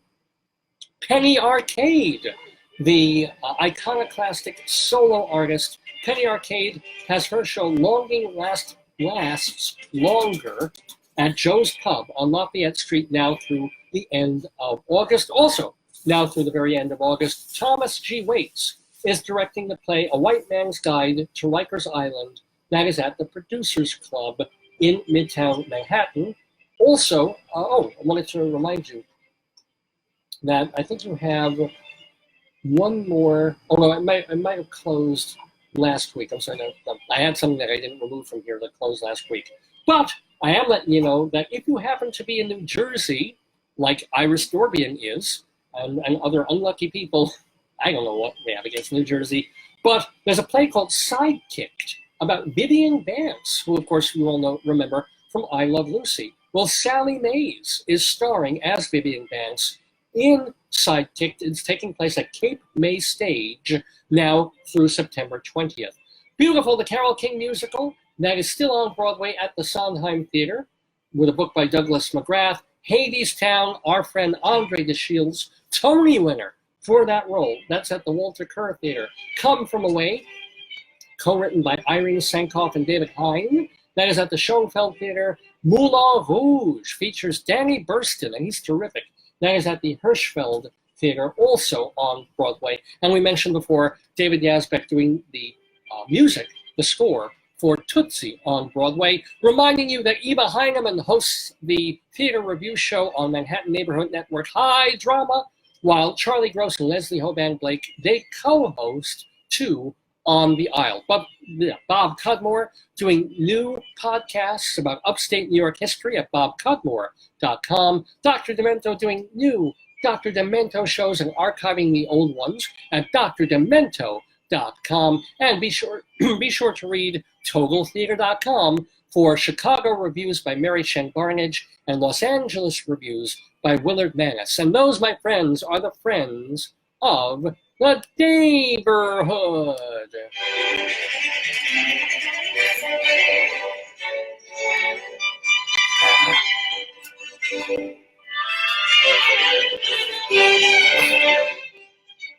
Well, what a fun time on the show. I hope you have had. I certainly have had. It's noon Eastern time in the Daverhood. You've been watching and listening to the Dave's Gone By Facebookio Podcastio Programmio of the stream. We're here pretty much every Saturday, 9 till noon. As a matter of fact, next week, fingers crossed, we're pretty sure this works out. Rabbi Saul, as delighted as he has been to talk to Iris Dorbian early in the show, he's even more excited next week because calling in will be Israeli singing folk and pop star David Broza. Will be giving us a buzz, talking to Rabbi Saul Solomon. And this is really great because David Broza was supposed to be on like a couple of years ago and it never worked out. So we can't cross our fingers because that would be a Jesus thing that Rabbi Saul wouldn't like. So fingers Logan Davidized. Do like poo. Tweet. That's right. Tweet. David Broza in the Daverhood coming up next week, next Saturday the 24th. We're not sure about. Interview Ambrosia. Who's that? Who is Ambrosia? It's like a dessert. Oh, well, there we go. Not sure who'll be on the week after that, but we know coming in mid to late September. It's funny, we were just mentioning Vivian Vance. We don't have Vivian Vance on, she's dead. But we do have Lucy Arnaz, Lucille Ball's daughter, an actress in her own right, on Broadway, and they're playing our song, Lucy Arnaz. Was she Lucy Arnaz Jr.? No, is she? Well, no, she spells it differently. And do women do the junior thing? I don't know for women. They don't. It would be a different word. Second, yeah. What would you call a daughtery thing? Girleen. I have no idea. If you have any ideas about this, feel free. Oh, sure. My cousin Deborah tunes in 30 seconds before the end of the show. Points of the thing. See, look. See? Huh? Cousin Deb? See, thank you for inviting us yesterday. It was a fun time. I had a great time meeting your relatives, our relatives. You know, did I mention this? I've already forgotten what I talked about. Irish people look really Irish. Of course. Did I talk about that before? Yes. Or before we went on the yes, air? yes. Yeah. It's just like, we could see the Jews in the room, and then the other half of the family is Irish. And you look at them. I don't think they're Irish. I think they're fire people. Yeah, we It's did like talk about firemen, that. yeah. But it's just, I look at them and I'm like, oh my God. I feel like I'm in Derry. Well, no, Or we went to Ireland. So Yeah. But you look at this folks and it's, we know they're not Jews. And they're not Italian. That is an Irish face. It's incredible. Cynthia says she has seen Junior for females, but it's been rare. Huh. I don't know if Lucille Ball is a junior then. I don't know. No, but imagine other people who take, like this. If Meryl Streep has another kid, would she be Meryl Streep Jr.? I can't. I don't understand that. Yeah. I don't know. I guess we got to, in this changing eras of gender and sexuality. Here you go again. You're like your dad with Bush. Well, why not? Why wouldn't women have that same ability to be named and then noted that this other Because person... men were named Junior after the father for property rights. That's why they did it. Well, yeah, but now women can own property. It's time to change everything, right? So maybe there ought to be like Esther Roll the Fourth, if the actress had kids and grandkids and all that. B. Arthur the Seventh. Wouldn't that be beautiful? Get over your B. Arthur crush. It's really disgusting. Is there a B. Arthur Jr.? There should never be. What do you mean there should be? There shouldn't have been one B. Arthur. How can you? Sorry. How can you? Anyway. Is it too soon? Too soon? Way too soon. My goodness. Anyway, my golden girls and gentlemen, thank you so much for tuning in to Dave's Gone By on this Saturday, August 17th, 2019. Remember that you can go to davesgoneby.com for the archives. We'll put this song up in a day or two or three, but Facebook saves these things almost automatically. So if you've missed part of the show, Cousin Deborah... do the thing for her. That was her party. Thank you for that. Wait, that's what you do. You have to... Oh, just broke my computer doing that. There we go. Oh, and a shout out. Actually, let's do a shout out to Rusty Warren, who's been having some medical issues. She's been raising money to. She's in the hospital. Rusty Warren, the comedian, the singer, the raunchy singer she's like 89 years old or something, but she's been having some medical stuff, raising money for that. So if you want to find out about it, go to her Facebook page, Rusty Warren. But she is the woman who sang, as all Dr. Demento fans know, the song Bounce Your Boobies, Knock Your Knockers. Oh my God. That's part of the song there. Knock Your Knockers. Yeah. Cynthia sent a link that I can't click on because I've got this open. But she says, although there are instances of daughters who are named after their mothers and therefore use Junior, such as Winifred Sackville Stonier Jr., Oh my God, there's a mouth. Anna Eleanor Roosevelt Jr., and Carolina Herrera Jr., Oh, nice. or after their grandmothers with the suffix the third, Seymour. It is not common. Usually the namesake is given a different middle name and would need a suffix for differentiation. Aha! So that's it. They changed the name by adding a middle name. Furthermore, once the woman marries, she would most commonly take the surname of her husband, and thus, there's more. God, there's more. Thus do away with the generational suffix. The title Junior is sometimes used in legal documents for wills and estates to distinguish it. Yeah, I know. Focus. Man. Welcome to Michael. Michael, if you missed this show, which, hello, you did. We've been on for 3 hours and we're leaving. But remember, check the Facebook page, Dave's Gone By, or davesgoneby.com. Write to me at davesgoneby@aol.com. Check my Twitter feed, Radio Dave 2. God, is there more? No. Okay, it's time to go. You've covered the world, baby. Thank you. David Broza on the show next week, so do tune in for him talking to Rabbi Saul and all the usual unusuals that we do here. Remember to check out Tony Sportiello's article about us in Splash magazines. In fact, if you go to the New York page, if you do that search, we're on the front page. There's links in the group. There's links in the... Oh, yeah, for those in the watch party, you can click on that link. And I posted a link a day ago right here from Facebook. It's a marvelous article with tons of photographs. Do check it out. Well, thank you so much. It's 12:07 in the afternoon Eastern time. Time, to leave the Daverhood. But every week, it is a sweet thing to be here with you. I'm Dave Lefkowitz. I want you to have weather's going to get a little hot again. I'm sorry, I can't control that. But looks like my dad is doing a bit better. Hopefully we'll come home. Our dog's doing fine. Heartworm-free, thank God. 17 and a half years old. Potato's doing okay. He didn't really have a lot of action today. Maybe we'll bring back Potato News next week. Okay, Potato? Yeah. He's fickle. And just wishing you a very, very happy time. And not so up and down as my week has been. This is Dave Lefkowitz saying, well, what else? What is there to say about like the middle of August? It's been a sweet thing doing this Dave's Gone By and Gone By.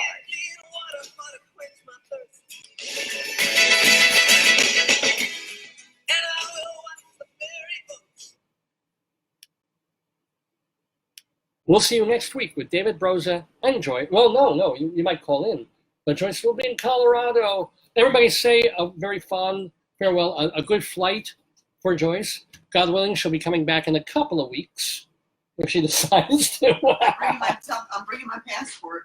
She's bringing her passport. She could be in Calcutta by this time next week. You never know. But hoping she'll come back to New York because I love her a lot. Love you guys too for watching and Gone By.